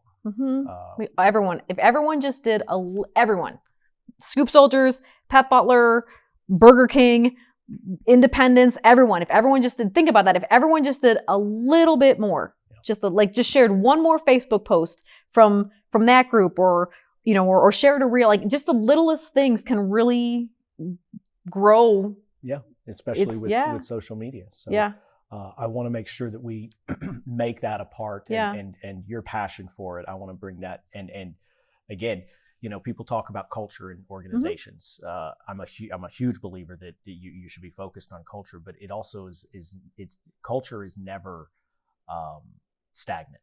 No. You coming into this organization is, even if you were the dullest person, which is obviously not the case, but even if you were the dullest person, you're going to bring something to that culture. Yeah. Of course, the more you speak, the more you influence, the more you affect that culture. And I very much so want to encourage from day one, so to speak, that you bring that culture of being a part of these organizations that you've been a part of for decades. It's great for me, for spay and neuter and keeping animals at home. From a not warm and fuzzy spot, it's not a bad marketing tactic. No, it really is not a bad. There's absolutely. It's great when the right thing, like when you do the right thing for the right reasons, and it benefits you and you get more customers. Yeah. Right. Like, not that you shouldn't do the right thing for other organizations that maybe you don't get new customers, but man, it sure does make it nice when your good intentions help your bottom line. Like I talk about partnerships. Like I don't. There's nobody that I know of at scales, little small companies, but imagine what we could do with the SPCA at scale and the mutually. That now I'm getting into some of the more business side of it, where imagine that there could be huge positive impact on our business, but imagine the benefit we could provide some kind of a partnership with. And even SPCA, on if we have. So how many franchise owners do we have? How many franchise territories do we have? We have just under 100 territories. Okay. We have 14 franchisees. So if we have just under 100 territories, we'll just say 100 for easy math. Well, it's not even hard math. But if each franchise territory was able to help place one animal a month. Exactly. Right. So I always kind of from the spay and neuter or like the euthanasia standpoint and things like you hear all these stats about, I don't know the exact stat, like 18 trillion animals. I mean, whatever the big stat is, I don't think I'm smart enough to be able to like visualize the amount of animals that are euthanized, or the amount of animals that are in shelters or all that kind of stuff. But I can think that if each of my 100 franchise territories can place one dog a month, that's a visual that I can get behind. And as not even Scoop Shoulders grows, as the industry grows, as there's more franchises and more, I mean, just think about how many independent scoopers there are across the country, and even dumb it down to like if each pet waste removal company, franchise or not, rescues one dog a year. You know who could help actually organize that, and it could actually really help liven it up, bring it together. And actually, this is a great segue. APAWS. Yeah. Yep. Imagine if you it's on my list. If you went in and you part of being a part of that organization, in addition to obviously the support that it provides, so on and so forth. Imagine that it also did some good. That brought awareness to the industry as a whole. And because there's very few people. I've never met anybody in this industry that isn't a dog lover. Yeah. In some capacity, I've heard people say, "Oh, I don't have a dog," or "Oh, I didn't get into this business because I'm a dog lover." I know But in fact, I might even be that. Mhm. I got in the business because I wanted to make money. Mhm. And I thought that it made sense. It was easy. And I mowed yards, and this kind of seemed Was to a make problem. sense. Yeah. But I'm also a dog lover. Right. And so so imagine if you could build a pause in a way that had that Yeah. element to it. They've done at conventions, they usually do a fundraiser. And I don't remember who they did it. For a number of years, it was for the fire departments, the dog oxygen masks for dogs. Yeah, I remember that from the conference I went to. They've raised money, and I don't know if it's been the same charity each time, but I think that they've put some focus on that, which I think is also a needed thing. But yeah, when an association can back up another nonprofit, it like I said, from a business standpoint, it just makes sense, right? Like it's the right thing to do, and if you do the right thing all of the time. Most of the time, it's hard to do it all the time, but most of the time, I think in the end, it just makes you a better part of your community, which just makes you being the expert in your field, which just brings more people to you, right? Like it makes sense on both sides. So sticking to APAWS, you're helping them? Yep. I'm going to start helping them a little bit, just a few hours a week kind of thing, just help the organization. Most nonprofits, APAWS is probably no different, are run by a bunch of well-intended volunteers, busy people that are also running businesses, and it's spring. So like all those kinds of things. So when my position was eliminated at Pet Butler, I reached out, not even realizing that I was going to end up similar to when I sold my business. So you sold your business. You weren't sure you were going to stay in pet waste removal. Then you ended up at Pet Butler. Yep, and they eliminated my position. You departed Pet Butler, and you weren't sure you were staying in pet waste removal. And here you still are. Here I am. It'll be cool to hopefully scoop shit. Yeah, hopefully you guys don't fire me. And then in the end, I can say I had a 45-year career or whatever, 45-year career in crap. But I said shit. You didn't. Crap. So back to APAWS. Yeah. You want to talk about the association in general? Or? I want to talk about what you think it should look like in 2 years or so. What should APAWS? I think APAWS has been like a very vital piece to our industry. And as things change and people progress and, back in my day, like some of the OGs, right? Like the original ones, like I got laid off from work and I'm like, I can do this. I can get a bucket. But this is before Facebook. Like this is before routing software. Like we use 3-ring binders, or I know some scoopers that had note cards and a big clip that they would just flip them over. So I mowed lawns with that, using that. Yeah, right. Like every tech be writing some kind of crazy note. I'm like, I don't know what this says. Like it was crazy. So things have changed in general. And I think I don't want to say the caliber of person that's starting pet waste removal, but I think the industry, maybe us OGs from the beginning, have done enough to push it to where it's a thing. And now it's attracting business owners that are maybe college graduates, or they have, a major in business or economics, or it's just a different type of business owner. I think people in general are just able to get educated both formally and informally easier in 2025 than it was in 2000. Exactly. Yeah. And home services in general has 100%. just gone insane. 100%. And then you look at like the way that we can now share information. So when I got started, there was the internet. It wasn't that old. But I don't know if it was APAWS or how I figured out. I rounded up a list of scoopers that have been around for a while. And, I spent time with, Deb Levy in St. Louis. She was very, very helpful with getting me started. Well, not related. Mel Levy in New Jersey. Fabulous human. Charisse out of Tampa. Out of those three, I know of Charisse. Don't you love her? She's great. I don't know her well, but yes, she's always seemed to be very, very nice, very open, very willing to always. help. And who? Leslie in Denver. I mean, like there's just a group of people. And Grady Moore in North Carolina. He's retired and sold his business to his niece, but there was just a group of us that just shared information, but it was like by phone or by email. Now there's Facebook groups, and there's different people that have started, training organizations, and, people are more open to sharing their marketing tactics. It's just different. It's just different. So the APAWS, like most nonprofits, is usually a ring behind, you know what I mean? Because we're just trying to keep everything rolling. So when my position was eliminated at Pet Butler, I reached out, not knowing where I was going to end up, but still wanting to be able to help the industry for some, I won't say crazy reason, but for some crazy reason, I'm just like, this is my industry. Like these are my people. Like this is, like I know these people. And so I'd reached out, I'm like, hey, I got, laid off from Pet Butler. They've eliminated my position. And so what can I do to help? And I kind of made up a list of things that I thought if I was a member that I would like to see improved on, or some areas that I think might take more time than the volunteers currently can do. And so I'm going to be starting to help them a handful of hours a week on, member retention. Like, so members that have maybe just didn't renew their bill, pay their membership, they just forgot.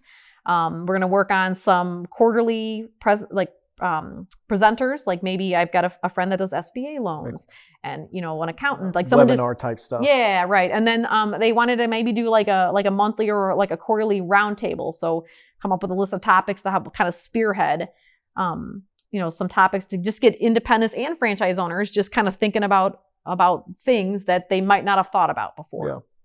Do you think that APAWS is more open in the coming 2 years or 3 years to allowing franchise or businesses to be a part of the organization? I think so. More so than past years. I think change is uncomfortable, right? And it can be scary. And like I had said earlier, like franchising can sometimes be the F word, and it's not a David and Goliath kind of thing, right? Like the vision of franchising is McDonald's. Right? Like, or Hilton hotels, or like, you don't see the franchise owner there, right? Those types of things. And maybe those aren't great examples. I'm not overly familiar with either one. Better example in my eyes, what comes to mind? Jersey Mike's. Yes. We were talking about sandwiches earlier. Yes, I Jersey love sandwiches. Mike's. When you said sandwiches earlier, I thought Jersey Mike's. Jersey Mike's, which is the more up and comer and more, it's still a very established brand, but then you got Subway, which of course has been around a long, long time. But then you also have home service. There's smaller franchises. Neighborly. Your very first job, Mr. Electric. Mr. Electric. Yep. Your very first job is a franchised organization. So that was your first introduction into franchising. I think there's franchising that's huge, right? And then I think franchising that's like more like what we do, or some of the smaller franchises, even some of like the there's pet sitting ones, and there's education. I mean, there's smaller ones where the franchisor wants the franchisee to be the face in their market. Yes. Right? So that local aspect. So I think that franchising, back to APAWS, and this is my interpretation, is that franchising can be scary to independents. And they think, again, my interpretation is that sometimes people would think if they meet me and I was working at Pet Butler or Scoop Soldiers, that somehow I could like wormhole into their brain and like pull out their customer list, or that somehow I'll be able to like take something that they do and then push it into the franchise. And it's not really like that. I'm sure that in conversations with independents, they will I hope that in a conversation with an independent or not independent, that they'll take something from my conversations and be like, wow, I really should have a power of attorney. And I'm sure in conversations with an independent that I'll be like, well, that's a great idea. Like maybe we should X, Y, Z. Yeah. But it's not an all or none. I think that the industry is going to continue to grow. I think that as the caliber or the newer independents are onboarded into the industry, that they'll have ideas that will further the organization. And so I think and to be completely honest, APAWS has been run by a great group of business owners that have just been doing it for a very long time, and maybe some fresh blood will have more ideas. 100% agree. I mean, I've been volunteering for different groups for a very long time, and you can get burnt out. Like it can burn you out. So I think the organization is going to be great. I think that the industry is just going to continue to grow and do more things, do better things, get better at everything else. So I'm excited for it. I think the industry, with the help of APAWS, is gonna. I'm really like the next few years. I think are gonna be very exciting. You going back to the franchising side, you mentioned that you kind of allude to the idea that a lot of independents in this industry, they're weary, mistrusting of. That's probably a good word. Where do you think that comes from? I think it's just franchising in general. So you think it's not just unique to our industry? No. If I owned an independent hamburger joint, I'm going to look at McDonald's is with some skepticism. Yeah, and I think maybe it's the smaller franchises. My opinion, the smaller franchises that maybe feel like that. Like, and I've told some independents maybe in the past that were like, I would never partner. I'm like, okay, well that's fine. Like, we didn't say we wanted you anyways. But also, like, you don't go to the mom and pop Italian restaurant and then badmouth Olive Garden. They're just two different things, right? Like your mom and pop burger joint or your cafe is not all that much different than Panera Bread. Yeah. You know what I mean? Like, it's just everything has its own place, its own market. And I don't think either one of them is wrong. It's just different. Yeah. Right? Like, someone that loves baking cake or making hamburgers starts their business. And if they can do it on their own and they see the benefit of being an independent, they should. And if there's someone that's like, I think that I would like to be part of a bigger name, not have to recreate the wheel and, kind of have my great ideas, but not have to figure out what color the logo should be, maybe franchising is the right spot for them. Yeah. You opened my eyes in one of our conversations in the last couple of months to the idea of that I would potentially someday be open and willing to being a franchisee in an organization. Yeah. Before that, I was actually even personally a little bit like, I'm a franchisor, I don't ever need to be a franchisee. I want to be the one that creates it and invents it and so on and so forth. Much like the mindset of a lot of independent operators. Yeah. And then when you told me the story of Pet Butler and how the Spring Green organization bought into the franchise system as a franchisee before they acquired. Now, I've heard of that happening in franchise businesses. In fact, it's quite common for a high-performing franchisee in an organization to someday become the franchisor, to buy that business. That's actually, but it hadn't clicked until you talked about it. And I thought, because I have an ambition. My ambition is to not just stop in the franchising world with Scoop Soldiers or Chorby, but to also have franchised. I'm very intrigued by other pet businesses. We've talked about this. Mobile grooming. I love the idea of mobile grooming. I love the idea of doggy daycares, and I think there's an opportunity in that. And going back, you're always going to have franchised opportunities, doggy daycares. You're always going to have independent operation, doggy daycares. And there's not a right or a wrong way. Nope. I think some of the chasm is that in our industry, the difference is that the very large organizations are franchises. Yes. It's not, in other words, it doesn't have to do with, and I would venture to say that no, in almost every case, there's not an independent operation that's even close to the top 4 franchisors. Are you talking system-wide or? System-wide. System-wide. I would say system-wide, correct. And I say that because I'm unaware of any corporate operation, independent operation that is in multiple markets. Scoop Soldiers I've never seen anybody do it. There's some independents. Well, they're in 3 and 4 and 5 markets. Right. They're not nationwide. Correct. Not in a dozen or 2 dozen. But we'll see in a few years. And I think that's going to change. I would see that's for sure going to change. Mark my words, because I went through it. Yeah. We had 16 markets in 12 states before we even franchised. And I think we had as many as 80 or 90 trucks. Mark my words, there will be be independent operators that do that in the coming years. 100% agree. And then they will franchise. Even the ones that hate franchising. Or they'll buy out, or they'll sell out to equity, or they'll sell. Or something, one of the challenges in this industry is, and this is actually, as much as I love this industry, this is one of the things that private equity maybe frowns upon us on. The revenue per truck is very low. So if you look at our industry, compare it, we'll use Spring Green because I know that industry too. A truck in fertilization, see, Astra loves this. A truck in fertilization can do $250,000 or so a year in revenue. A pooper scooper truck is way under 200,000, probably 150, depending on what you're doing. But so that creates more challenges. And when you try to grow corporately at scale, that's what we found is the liability grew. It grew faster and at an exponential rate to where having 100,000 clients or having 50,000 clients or 10,000 clients you've got all of the liability on one organization. And it's harder to kind of manage. It becomes harder to manage the efficiencies and so on and so forth. Same thing as like Ace Hardware and Home Depot. Exactly. Ace Hardware is a franchise. Wait, I'm not sure I said it right. Ace Hardware is a franchise. Home Depot is corporate owned. Yes. Right. So there's district managers and regional managers and all that. Like it works for them. But I think, like if you don't get bigger faster. But because of the economies and some of those trucks. And we found that challenging. Now technology will help solve that. 100%. So where we were at 5 and 7 and 10 years ago, in another 3 and 4 and 5 years, let alone today, the technology has made things a little easier. Technology's made it so much easier to manage stuff.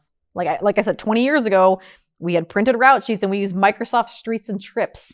Yeah. To like organize the routes and print them out, and the technicians would have to like. I remember using what we call, I don't know, Mapscos.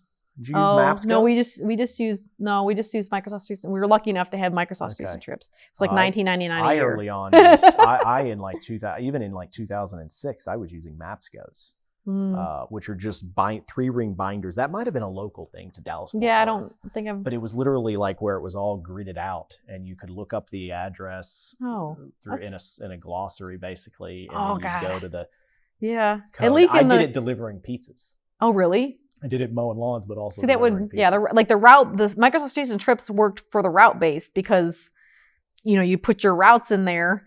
And then I'd save it like, Monday A and then like Tuesday B, and then have to pull those up, and then someone's on vacation, pull it out and re-optimize the route. And then the tech would be mad because he didn't like it that way. Yeah. And it was just. And you were doing that in like 2000 and. When I started. Wow. Yeah, so I was way behind. Yeah. I was literally copying and pasting out of spreadsheets. Oh, no, we did. We used QuickBooks for billing. And then Microsoft Streets and Trips. And then I think I was sharing with Michaela, we did every other week clients too, right? So we had week A, week B, they're color coded. Yeah. And then if we had a binder like Monday or a file thing like Monday through Friday. So if you were on vacation next week, I would pull yours out of the Monday, put it in the Monday folder, and then the next week put them back in and change the A weeks to the B weeks, pull out the one times they were a different color. And interesting enough, when we started Scoop Soldiers in 2011, I was doing about $300,000 a year in a mowing business. And that in 2011 is when Josh Cahill and I started Scoop Soldiers. And at that time, I was literally using spreadsheets and Mapscos, like paper maps. Yeah. I was never that tech savvy. So I had never used, what are you calling it? Microsoft Streets and Trips. Yeah. I had never heard of that. Still, I've never heard, so I never used that. This is 2011. Yeah. And he started in February of 2011. We started scooping poop in February of 2011. He starts working with my mowing business, and I'm showing him how I do this very archaic. It literally was a tab for Monday, a tab for Tuesday, this was my mowing list. Yeah. And he's looking at that and he's like, EJ, there's programs for this. Yeah, right. Like dipshit Kandra figured it up on Chicago. We got to quit writing this stuff down. Like, so in May of 2011, within 3 months, is when we found Service Autopilot. Oh, okay. And it's still the CRM that we use to this day. Yeah, it does a lot. We've never changed since. Changing CRMs is, which is why we've never changed. I wouldn't necessarily say that I've had a 15-year happy marriage with Service Autopilot. It's been up and down. But that's how marriage goes normally, right? Like it's not marriage is not some big date. But the reason I equate Service Autopilot to marriage is because it like we've been with them since we started, literally. Have you been with Service Autopilot longer than your wife? No, your wife's longer. Only by like a year and a half, though. It's good to know. Okay, I've been with my business partner as long as I've been with Service Autopilot. Okay. That's to his credit because he's the one that was like, we got it. Otherwise, and then he found it. He actually found Service Autopilot. Yeah. And so we actually implemented Service Autopilot into Scoop Soldiers before the mowing business that we had at the time. Well, I mean, yeah. So if that's new, it makes sense to put it in the new thing and not. We only had 10 customers. Like it's super easy to move 10 customers. How many lawn care customers did you have? At the time, we had like 300 or 400. Yeah, so that's a little like let's just start like let's keep Josh happy and put those 10 in. customers We were definitely pushing the idea that you can manage. I mean, I was managing 300 or 400 customers on Google Sheet. It wasn't even Google Sheets. Yet. It was it didn't Excel. exist. It was Excel. It was I mean, same thing. Like I was probably running 6-7 trucks. Yeah. I mean, I don't remember my exact number. So if you're running 6-7 trucks, and most pet waste removal trucks can hold between 100, 150-ish customers, depending on route density over, yeah. So that was let's say 500 to 700, 800 stops a week. Yeah. Running off of route books. And then, oh my gosh. And then in the spring, like we get spring rush. And every new customer would have a sheet. And then like once a year, I would sit on my living room floor. When it comes up on Facebook, I'll find the photo. Sit on my living room floor and sort every single route sheet by zip code. Like Indian style, like sorting them all by zip code. Because, when you get an influx of customers, you need to reorganize. But we didn't have software for that.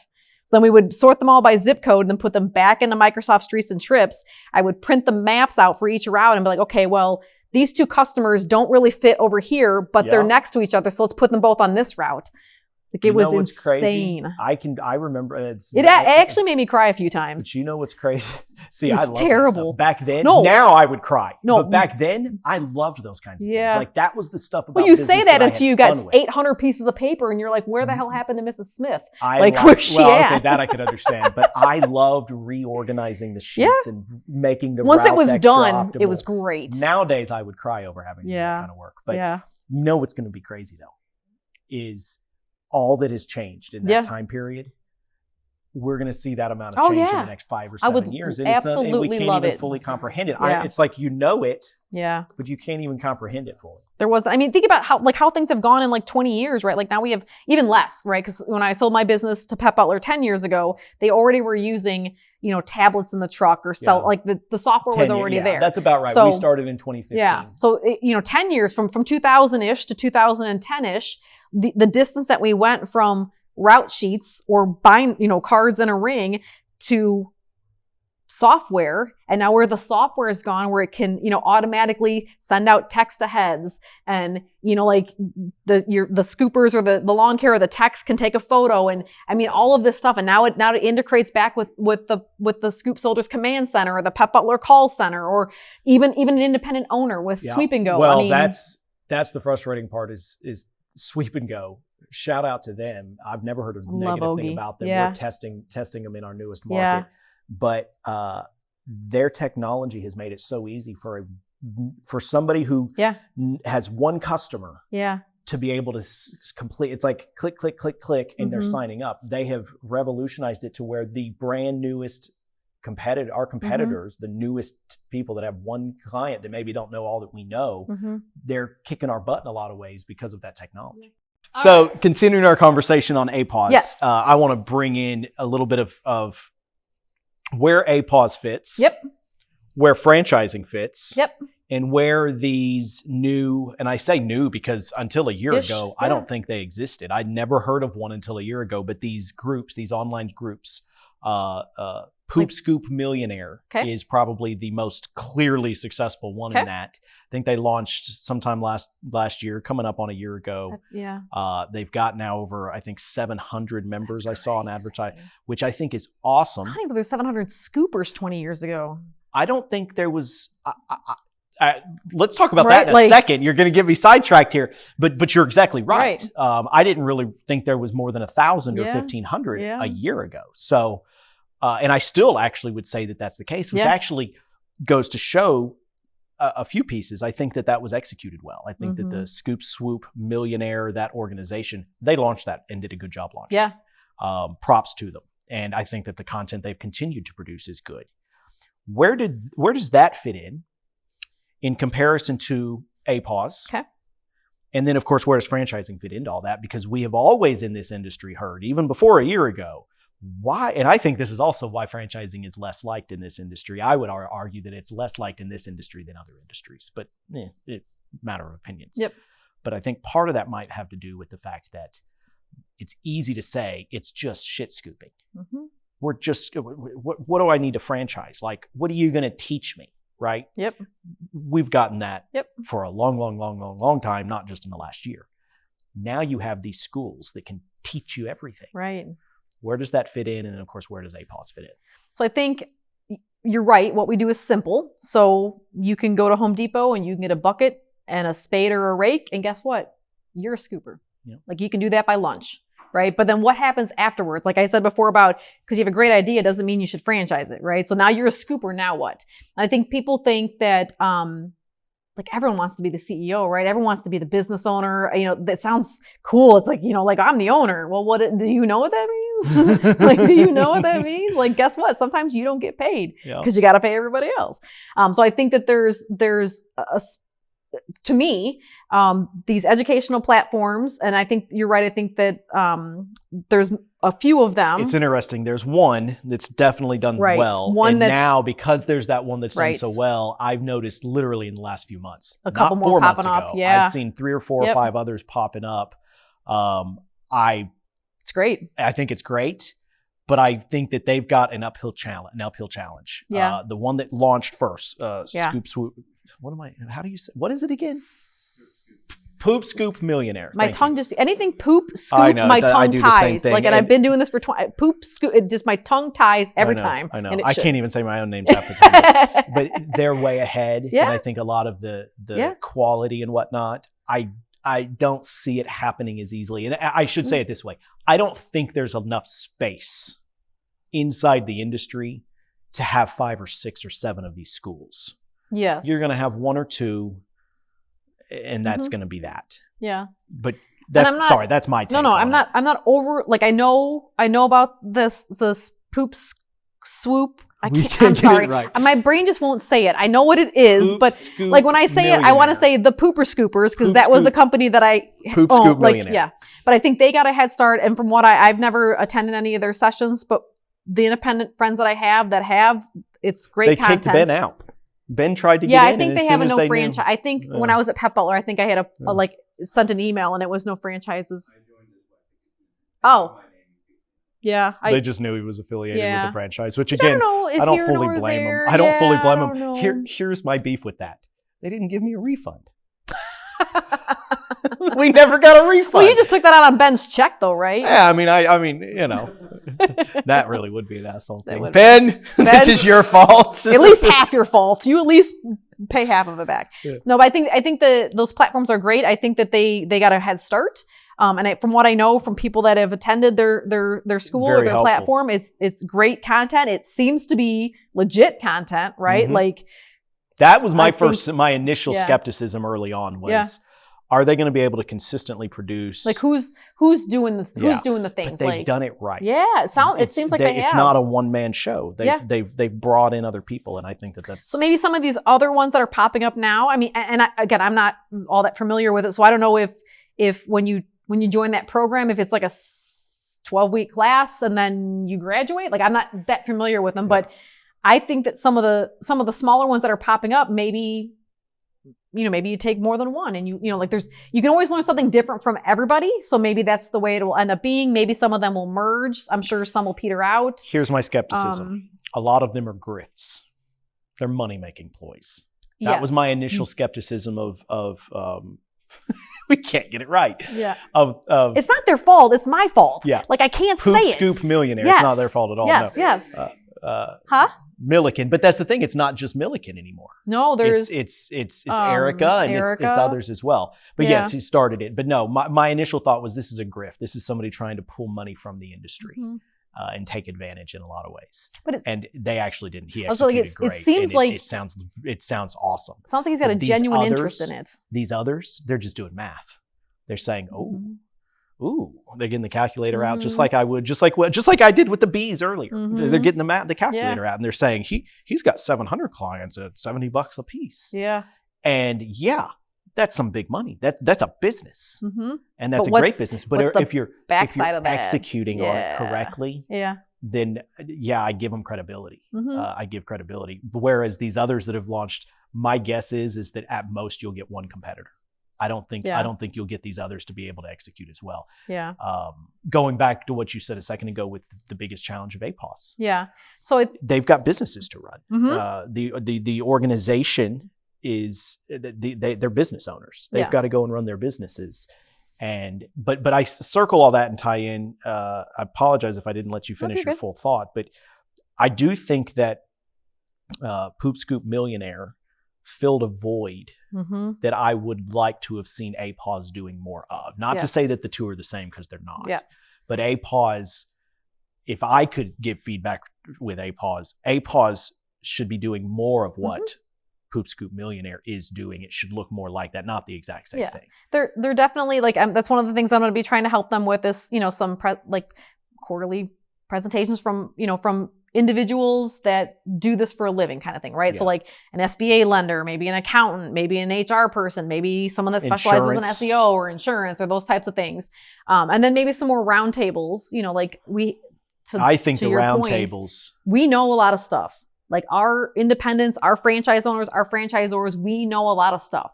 So that's another benefit of franchising is being able to share that collective knowledge, all of the things that you know with others. And so I think those roundtables would be great for virtual. You're picturing virtual. Yeah, they'll be virtual. Then of course at the APAWS convention, which is every other year, doing it in person. I've done those at least once or twice at some of the APAWS conventions. And the one this year is in Dallas. Yeah, it'll be close. So it'll be close. But yeah, I think there's a difference. I think these educational platforms are like school, right? That's literally what they're called. I'm like, it's literally school. Where the association is the association is more than just education. The association, and like I said, we said APAWS is, the industry's changing. APAWS will continue to grow and change. Has other purposes, right? So whether it's what about setting best practices? Best other practices, skilled trades have specific best practices. Yep. Or like one of the things that I'd like to do, and it probably would take some time, is to create like a repository of best practices, or does APAWS have best practices yet? I don't at this think moment. I don't know. If it is, it's not something that's heavily done.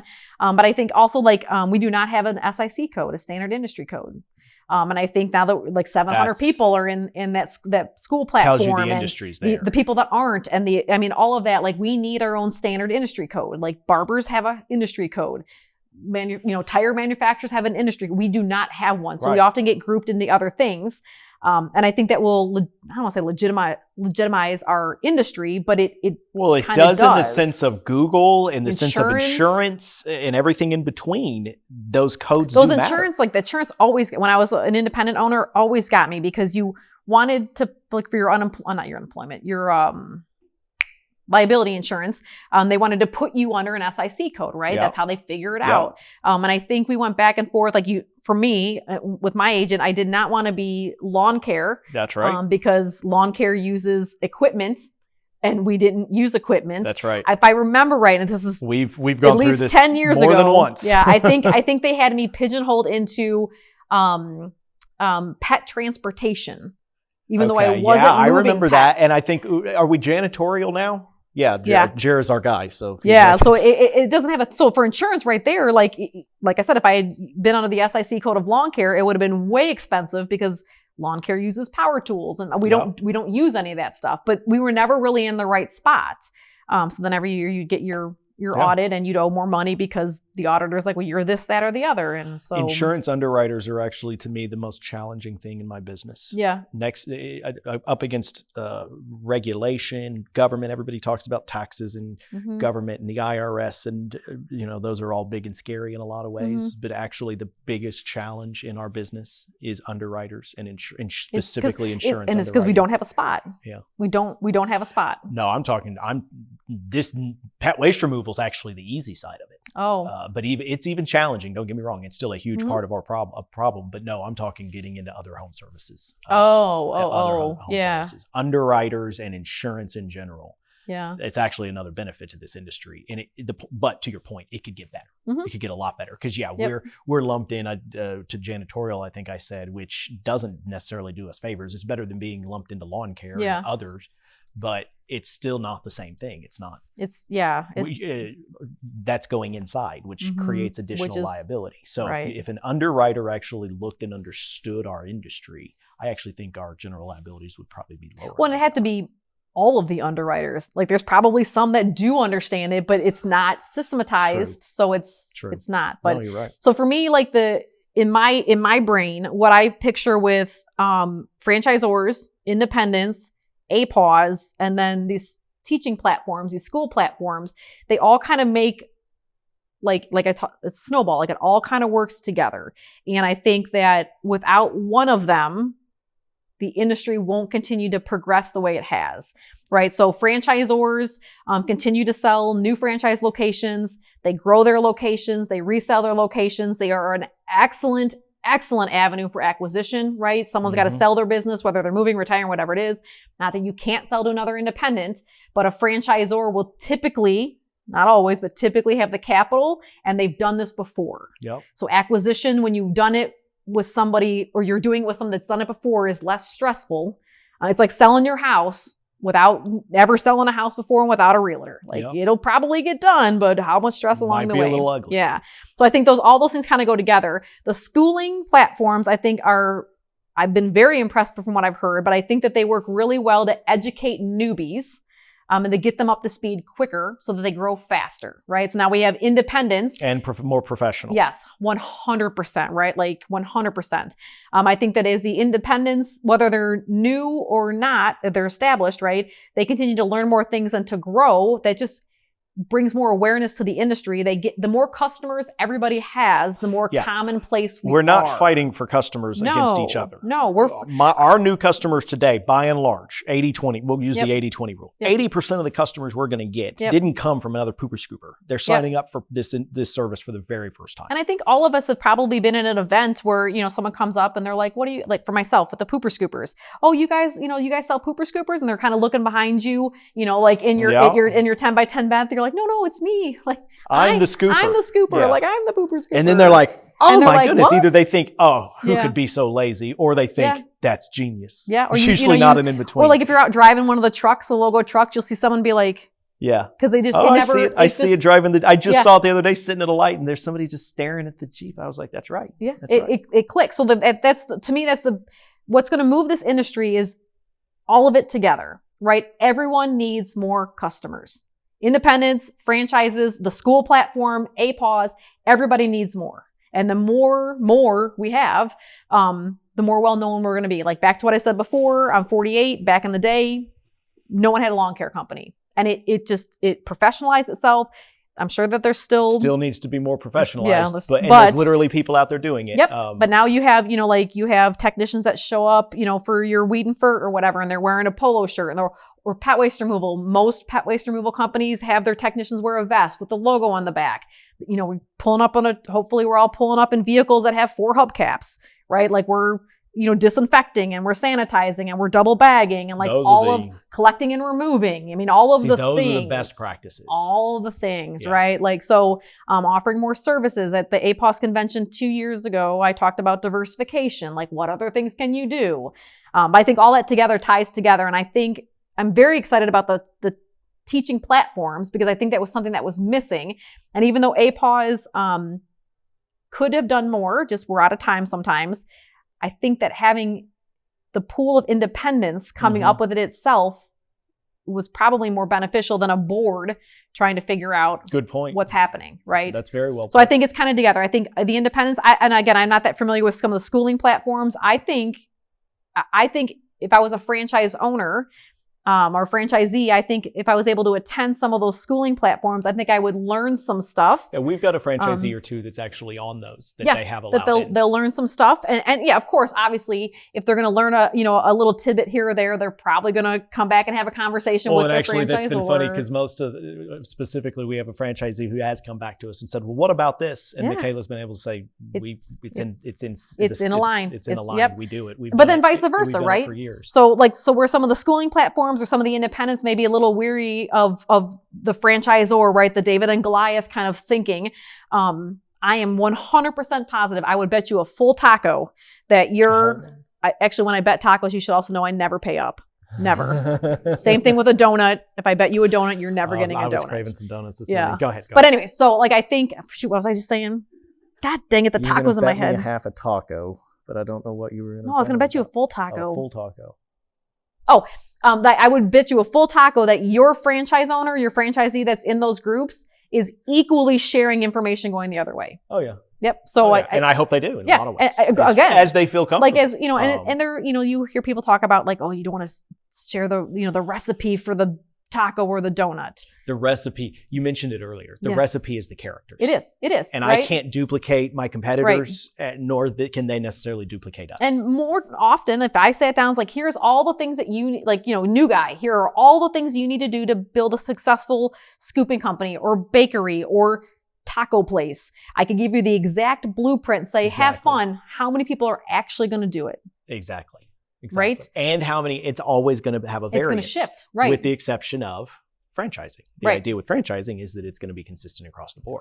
But even in that, there's some differences between markets. Yeah. Right? So, but the benefit of the franchise is if you are, we're in Texas, we'll use Texas, like more than likely what worked in San Antonio should probably work in Dallas. Yep. But if it doesn't, we can't be too far off.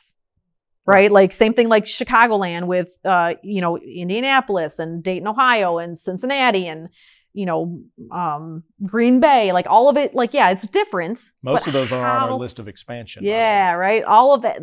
I love snow states. But all of that too will tie together to be close enough, right? Yeah. Like you're not starting from zero, throwing a dart into the wind and seeing where it lands type thing, right? You should never throw a dart into the wind.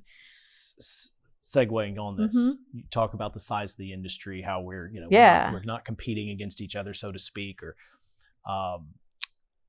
fun topic I always like to ask. How big? We were talking about this. There's over 700 members in one platform. on one platform.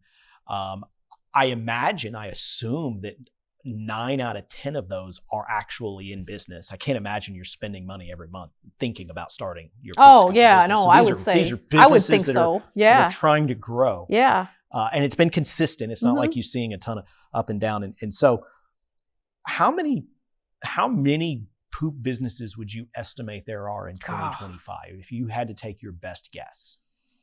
So when I started in 2020-ish, and I'm not 2000-ish.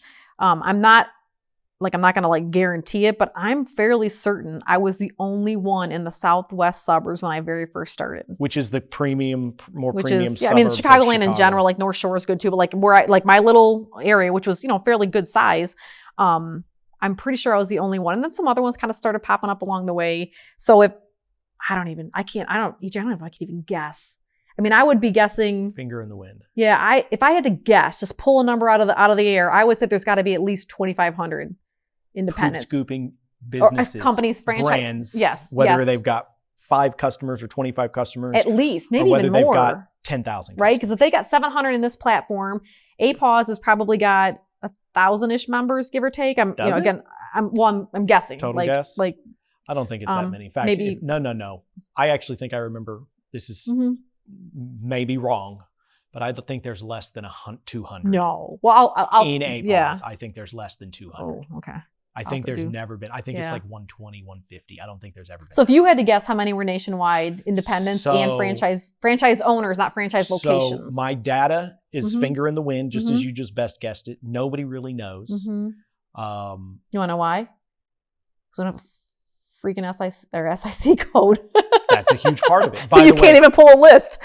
Sorry, random thought with how APAWS could help. Anything that has anything to do with lobbying for any of this stuff. These codes. Yeah, I kind of looked at that already.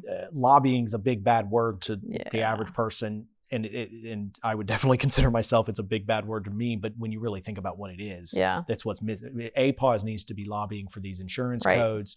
Needs to be obviously there's a lot it can't lobby for. It doesn't have the resources, but there's things it should on the list should do. But how many people? I don't think APAWS has ever been more than 100, 150 people. I could be off on that, but I don't think it has. I guessed a year ago. So a year ago, we actually did a data pool, and we used a technology where we were able to pull all of the Google My Business profiles. Okay. As best as you can for this industry. So you might get some close? of it wrong. Lay it on me. We only got 1,000. No. And out of those 1,000, about 300 of them were Poop 911, because you have different Poop 911, Pet Butler, Duty Calls, and Scoop Soldiers. And so it ended up this data pool that we did. This is February of 2024 that we pulled this data pool. 700 is what we estimated were not franchised in one of the top 4 franchise businesses. But here's the thing. Fast forward just 1 year, Mm-hmm. and we were just talking about Poop Scoop Millionaire platform having over 700 members. So Mhm. clearly, I Right. think now So- let me say this, one last Mhm. thing. I used the exact same criteria in February a few weeks ago, just a few weeks ago, a year later. Same data, same criteria, 1,500. Mm. So in other words, it grew by Yeah. 50% or more just in the last year. So here's my best estimate. Yeah, like my, you see the finger smoke of the, coming I out? know. My Like there's best estimate. so much math coming out This now. is I'm not even done yet. My best estimate right Okay. now would probably be between 1,500 and 2,500. You're probably right. It could not have possibly only been 700 to 1,000 a year ago. I think that was low. So do you think that they're not claiming their Google listing? Like I there's think that it independence? could be that mostly because I just heard Ben say, otherwise I wouldn't have known. No, I think that it has to do with that. I think that it has to do with the data set that we're pulling isn't an exact. never- Even the yeah. guy that pulls it, it's Yeah. actually one of our franchisees, Yeah. Cynthia's husband. Even Chris says caveats. Take this with a grain of salt. This is what's missing, and it's Yeah. missing the code, the Yeah. insurance code and such. And so, but again, seeing how that same exact data pool grew by over 50%. It went Yeah. from 1,000 or so to about 15 to 1,600. I think that the industry did. I think that Yeah. with what you've got with the school platform, with whether it's Pet Waste Millionaire, we more than 10x'd our following. Excuse me, 20x. We 20x'd our following. It's still not a huge following, but it's still getting views. Yeah. That we still get people tell us, "Hey, I found you through through this YouTube short or this TikTok." And then you look at what the platforms are doing. It's inspiring more industry, more people into the industry. Yeah. Of all ages, I think there's 15-year-olds Yeah. that are getting inspired and they're consuming this content and or getting on there. And so maybe they don't have a Google My Business yet, but they are subscribing. there, They yeah. are subscribing to a school and learning of a platform. Here's the thing. I don't actually know, but I would say it's not over 2,500 and it's not under 1,500 total Yeah. operations, and that would actually kind of probably include the franchisees as well Oh yeah. in that number. So let me ask you this next question. Fun math. We might have to get our calculator out, but But I have socks How on, so I can use my many- toes if I need to. we might need more than that, then. Unless you have like 50 toes or something. How many scoops are being done weekly? So my house, we just saw this technician come and do my house. I get done twice a week, but let's presume that on average, a client is getting 52 scoops a week. Right. Let's A just year. a year. Yeah. Sorry. A single client equals 52 scoops a year, i.e. a weekly client. How many scoops are being done a week across the country, nationally, So 50. or worldwide total? Because this is for fun. Well, anyways.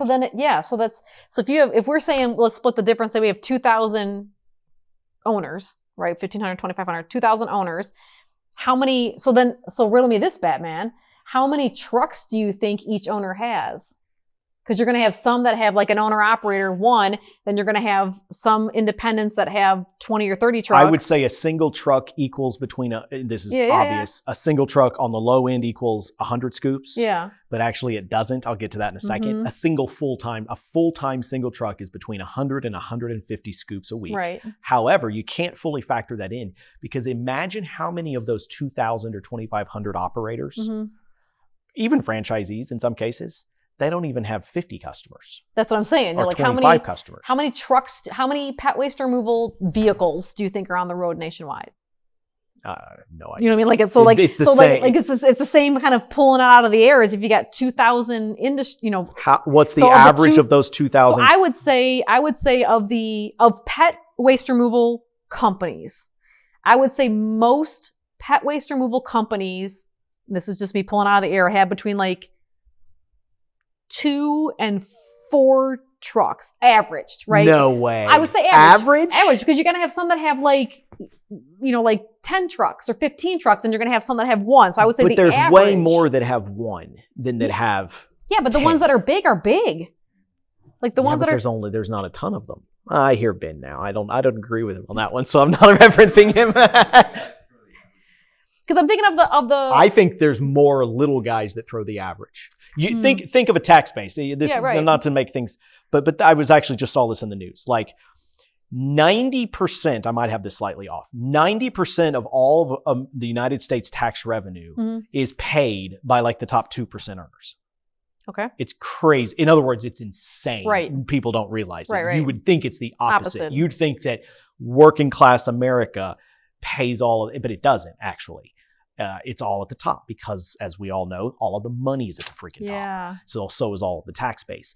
I think it's kind of the same. I think that there are a crap ton more operations people doing 25 to 150 scoops than there are doing 10, 15, 20 trucks, which is thousands. I'm trying to remember like okay, let me ask you this, because you know this.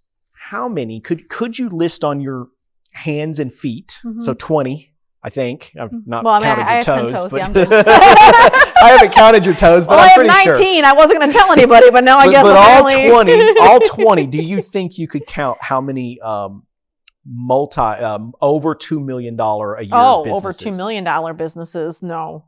Exactly. What about $1 million businesses? Are there 20 $1 million businesses? I would say if there's not 20, we're pretty close. I would agree. Like we're pretty close. Because think of the major markets. Yeah. There's at least 1 to 3 multi-million dollar businesses in all the major markets. And probably, and then some that are not in the major markets. So I'm even thinking of like independents, not even franchise. I'm talking locations. independents. Yeah, like independents. I mean, I could probably think of at least 5 or 6 off the top of my head without even. So it's probably more like 30 to 50 because there's also the silent ones, the ones that do just not do their know thing. exist. They just do their thing. Yeah, every now and then, someone will pop up, and I'm like, "Who are you?" Like, I've been doing this for 20. I'm like, "You have?" Exactly. Like, where the heck? And there's a lot of those. I feel like I know a lot of people, and I'm like, "Where'd you come from?" So see, I believe that even factoring that we're in agreement on that. Yeah. Even factoring in that you couldn't list all of the 7-figure poop scooper businesses on your hands and your feet. There's more than 20. But even factoring that in, I still would argue that the average, and again, this is finger in the wind. You and I we could go and gather the data. And actually, I want us to over the coming years. Just out of curiosity, I want to figure out how to gather this data. Yeah. But I still would argue that the average pooper scooper is under 200 homes a week. I would even You're making say me like less. I would have said no, but now that like here's a stat. My math, I think your math might be better. In the lawn and landscape business, my mentor Jonathan Potoshnik built his technology business, Service Autopilot, off of lawncaremillionaire.com, which was literally showing people for free via YouTube exactly what he does in his business. He's a direct competitor of mine in his mowing business to this day here in Collin County. He once told me, and this still rings true, that as a lawn and landscape business, this includes all lawn and landscaping businesses, including construction, including landscape installation, which are big tickets, right? This isn't just your mowing businesses. This is the entire green industry. Once if you're in the green industry and you are over $1 million a year, you are in the top 10% of all lawn and landscape businesses in the country. You're in the top 10% annual revenues once you hit 7 figures. Because he also once told me, this is 15 years ago, that there were, in other words, Collin County's doubled in size since then, that there were 50,000 DBA lawn and landscape businesses in Collin County alone. Yeah. Okay, so maybe my pet waste removal isn't even close to that size. But that kind of tells me that once you get to be $1 million pet waste business, you're probably not just in the top 10%. You're probably in the top 1 or 2%, or maybe 3% or so, because there's so many. And then think of all the ones we've never heard of that have 20 customers. Yeah. Right. Okay. So this is just fun to talk. This is just fun. Like the million. So the first thing, like the larger your business gets, especially service based, the harder it is going to be to find a buyer. Yeah. Right? Like, so in pet waste removal. Till you get to high 7 figures and then 8 figures, and then you get private equity. Right. So and that's not the reason why I sold my company to Pet Butler originally, but when my husband and I were talking, like the larger I got, and I was probably, I don't remember how many trucks I had. I mean, I probably had a couple trucks that I weren't really using as efficiently as I should have been, but Like who's gonna, like if someone just came up to me with like, I'd like to buy your business, they're gonna go down to the bank and say, hey, I know this super cool chick that's got a list. She's got an Excel spreadsheet and I'd like to have several $100,000 or Banks whatever. See like no value. Yeah. This drives me insane. And there's no assets. We don't have mowers. We don't have equipment. And that's what drives me insane. Yes. Private equity and banks in general. I've built all of my businesses. I've always, all but one of my businesses I've essentially built on leverage. Borrowed money. It's worked for me because I managed it correctly. Be careful. If you don't manage it correctly, you're going to lose your ass. But it worked for me. But what I learned in doing that was that banks and underwriters at banks, by the way, my second least favorite, first it's insurance underwriters, then it's bank underwriters, then it's the IRS. Then it's the IRS. They're all very tightly. They are very tightly. But the underwriters and banks, they look at values. If you in the lawn and landscaping space, you bring contracts. You might have a $5 million business with 5 clients, each paying you $1 million a year, but they're on an annual contract. And an underwriter is going to look at your business and say, how much money can I give you? But you do a $5 million a year business mowing math in my head, mowing 5,000 lawns residentially that are not contracts. That same underwriter looks at your business and says, you have nothing of value here. Right. And it makes no sense because the one that has 5 contracts, they could lose their business and next year. Sink them immediately. One of them sinks them. If you lose 2 years, whereas you have 5,000 customers non-contract, there's so much more value. And you have years. Like you have years of consistent growth, of consistent P&Ls. And in pet waste, it's not even seasonal like lawn mowing. No. Here in Texas, We're lawn year mowing round. is still 37 weeks. Yeah. You got to figure out what to do for 3 months out of the year. In poop scooping, it's 52 weeks. It's reoccurring. Yep. And of course, this industry is starting to talk about this. And this is where private equity may someday catch on. It's a subscriber model. It's very subscription. So maybe that'll change a little bit too. Like now that subscription things are like bark boxes. They have subscriptions have, like franchising, by the way, have huge valuations on the back end when you go to exit. Okay, so I was getting to all of this for a reason. And this is just fun to talk. How big is the industry?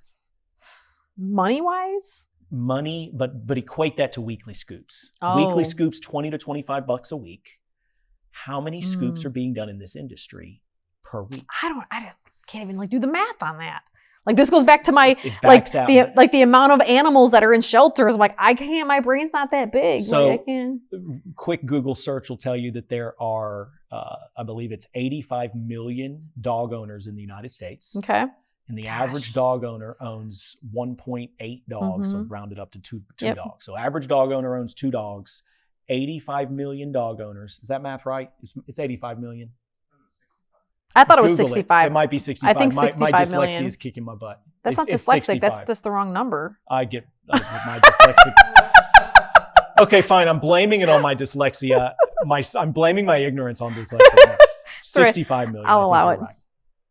But if there's 65 million dog owners and there's 2,000 businesses, how many scoops a week? My best estimate is between 500,000 and 1 million scoops a week. Stops per week? Stops per week is the entire industry. Yeah, I probably more like 500,000.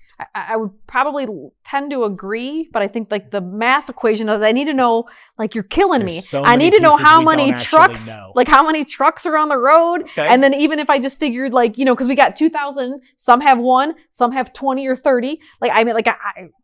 How do you know? How do you know? Okay, so part of one of the 3 goals in your new role, right, is to go out and to get to know the industry. Just go state by state, start ringing doorbells, be like, hey, do you have are you a pooper scooper company? It might take us a decade, but no, seriously, in some capacity, yes. Yeah. I think that if we approach one of the 3 goals that we've got for your role, acquisitions, if we approach it in saying, let's go out and meet everybody in the industry as best, I don't believe that the industry is so big that that's not possible.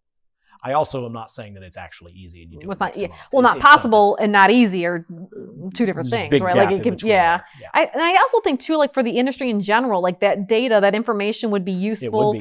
Like if we Which went, would be the APAWS. That would would be be the another APAWS, element yep. of what APAWS Yep, can help because then with. you can go. So I did do some research on how to get an SIC code, like what department in the government has to happen.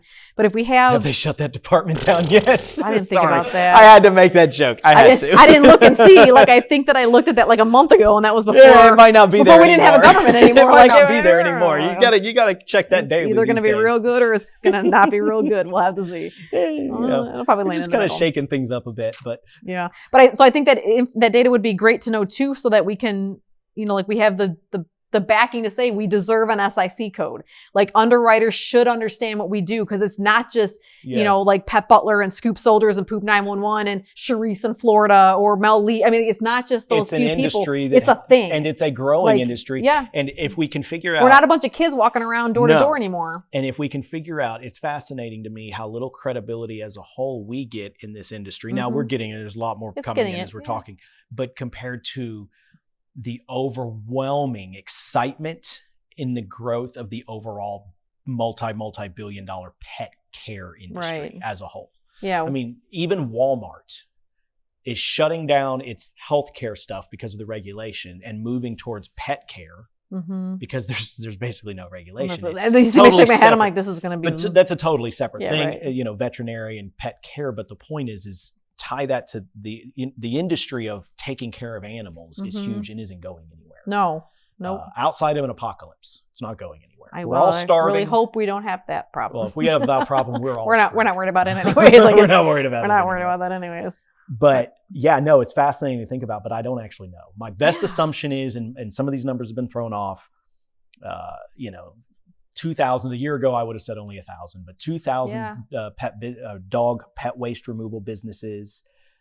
And at best, it's doing 500,000-ish scoops a week. So your data showed that it almost doubled from when you pulled it a year-ish ago to now? The exact same data pool Parameter? almost doubled. And I actually do believe that has a lot to do with the time in history, with the school platforms, the Poop Scoop Millionaire, with Pet Waste Millionaire, to probably a lesser extent, admittedly.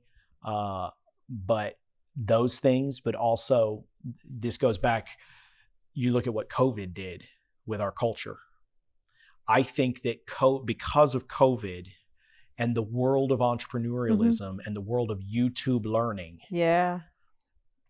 the world of entrepreneurs and aspiring entrepreneurs discovering pet waste removal, I believe that there's actually a higher percentage of those people discovering this industry. In other words, the people looking for side hustles, more of those people are discovering this industry as a possible business opportunity and a full hustle than up to this point, so to speak, the actual dog owners.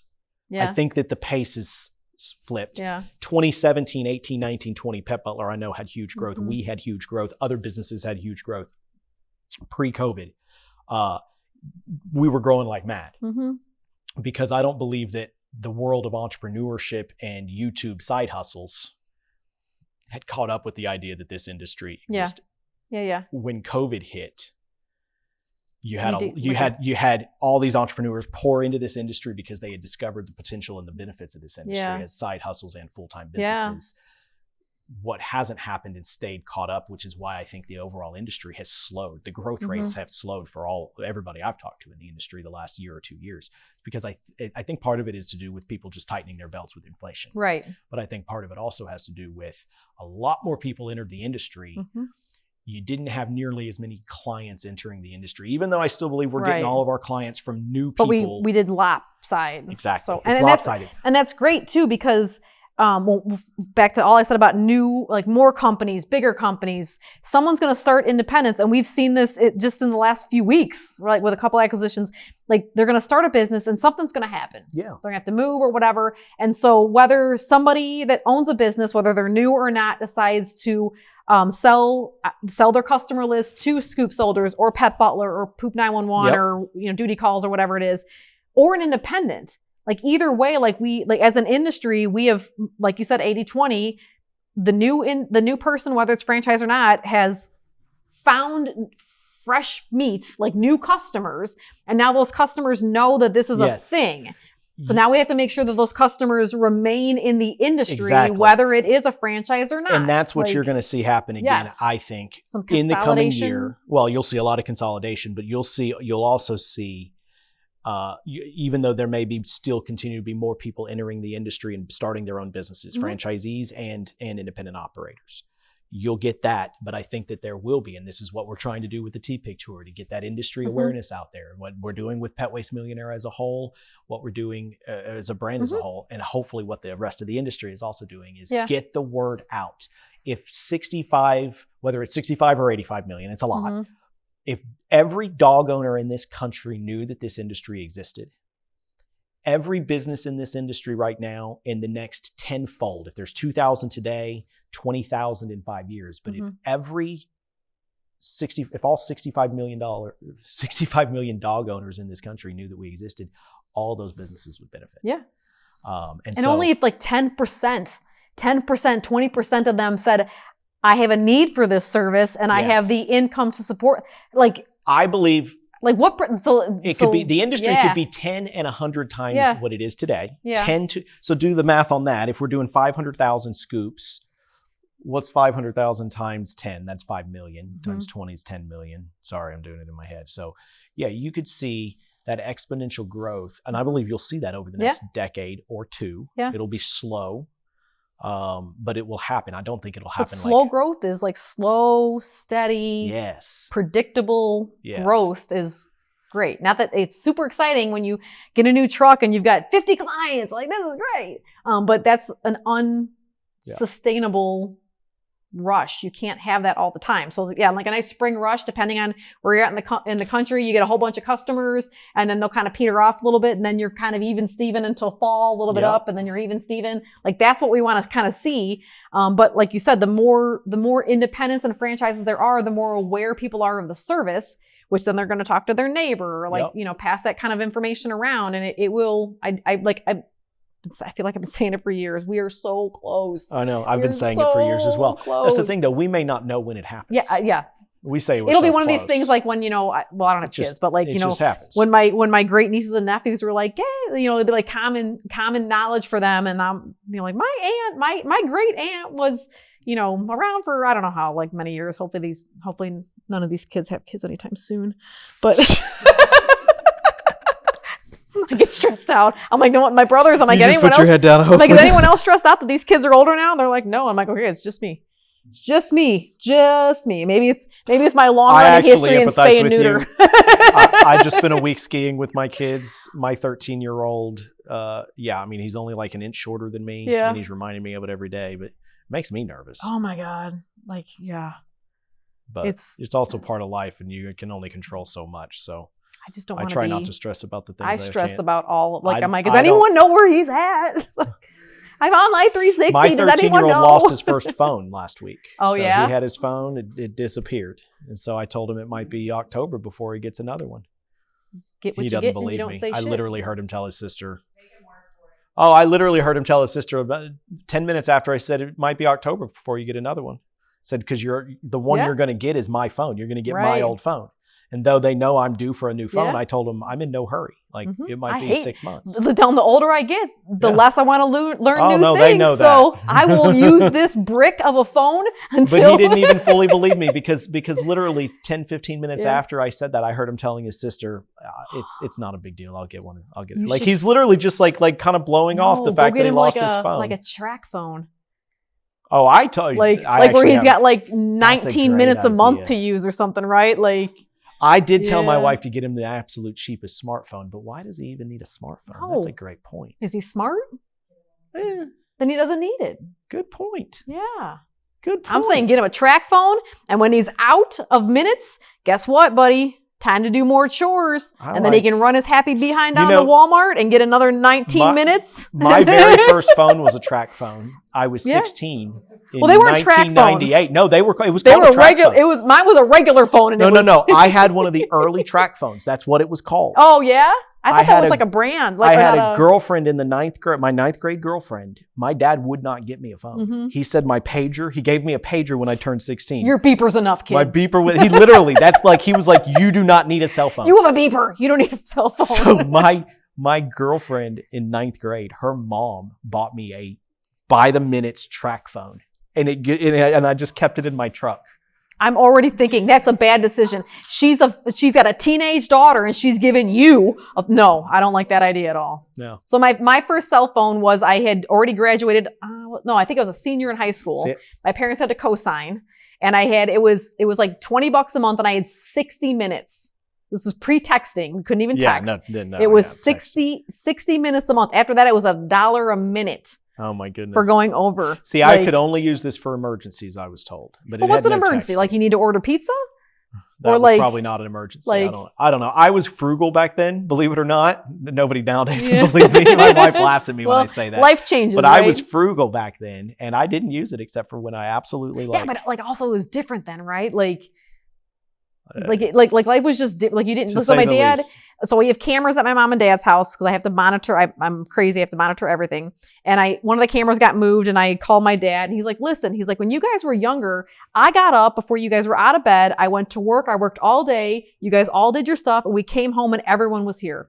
He's like, "Why do you need to watch me all the time?" And I'm like, "Well, because you keep falling down." And you keep having to go to the hospital.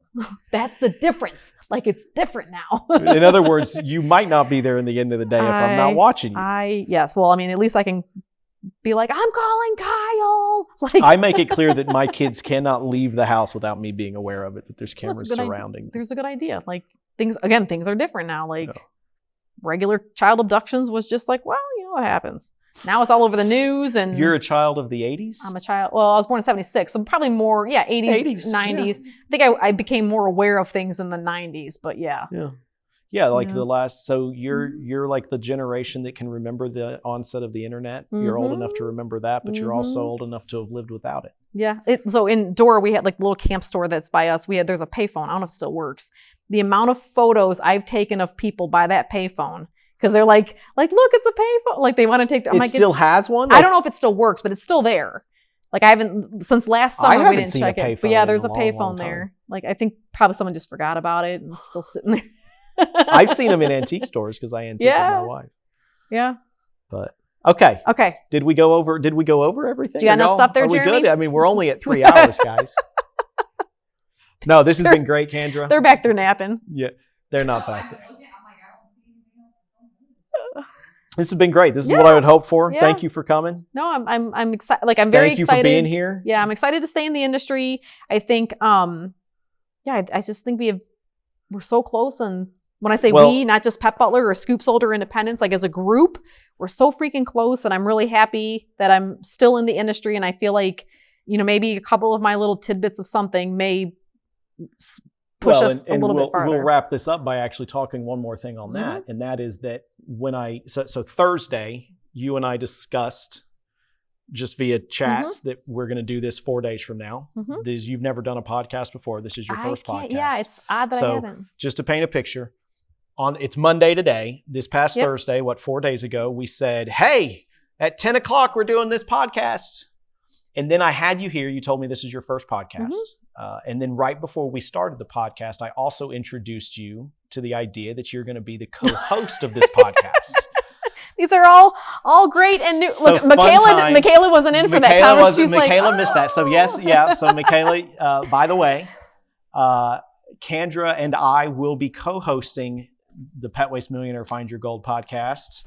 That way, because like you said at the beginning, what do I actually do? Sometimes I feel like doing this and sometimes I don't. I need help. As my boss's boss, I meant that with all the love and respect that I could come up with. I know. Well, and actually, you've been a great team player. You gave all the confidence. Like, yeah, sure, I can do that. Never done it before. Fake it till you make it, right? Yeah, like, fake it till you make it, figure it out. But no, I really am looking forward to doing this podcast with you, working with you, helping elevate this industry. Obviously, growing Scoop Soldiers. We're very ambitious around here. We're excited. So me too. Everybody welcome. You're going to see a lot more Kandra. And, whether you want to or not. Well, I was going to say, you probably won't miss me much, but we are the Pet Waste Millionaire Find Your Gold podcast. Here it is to 2025 and beyond. Awesome. There we go.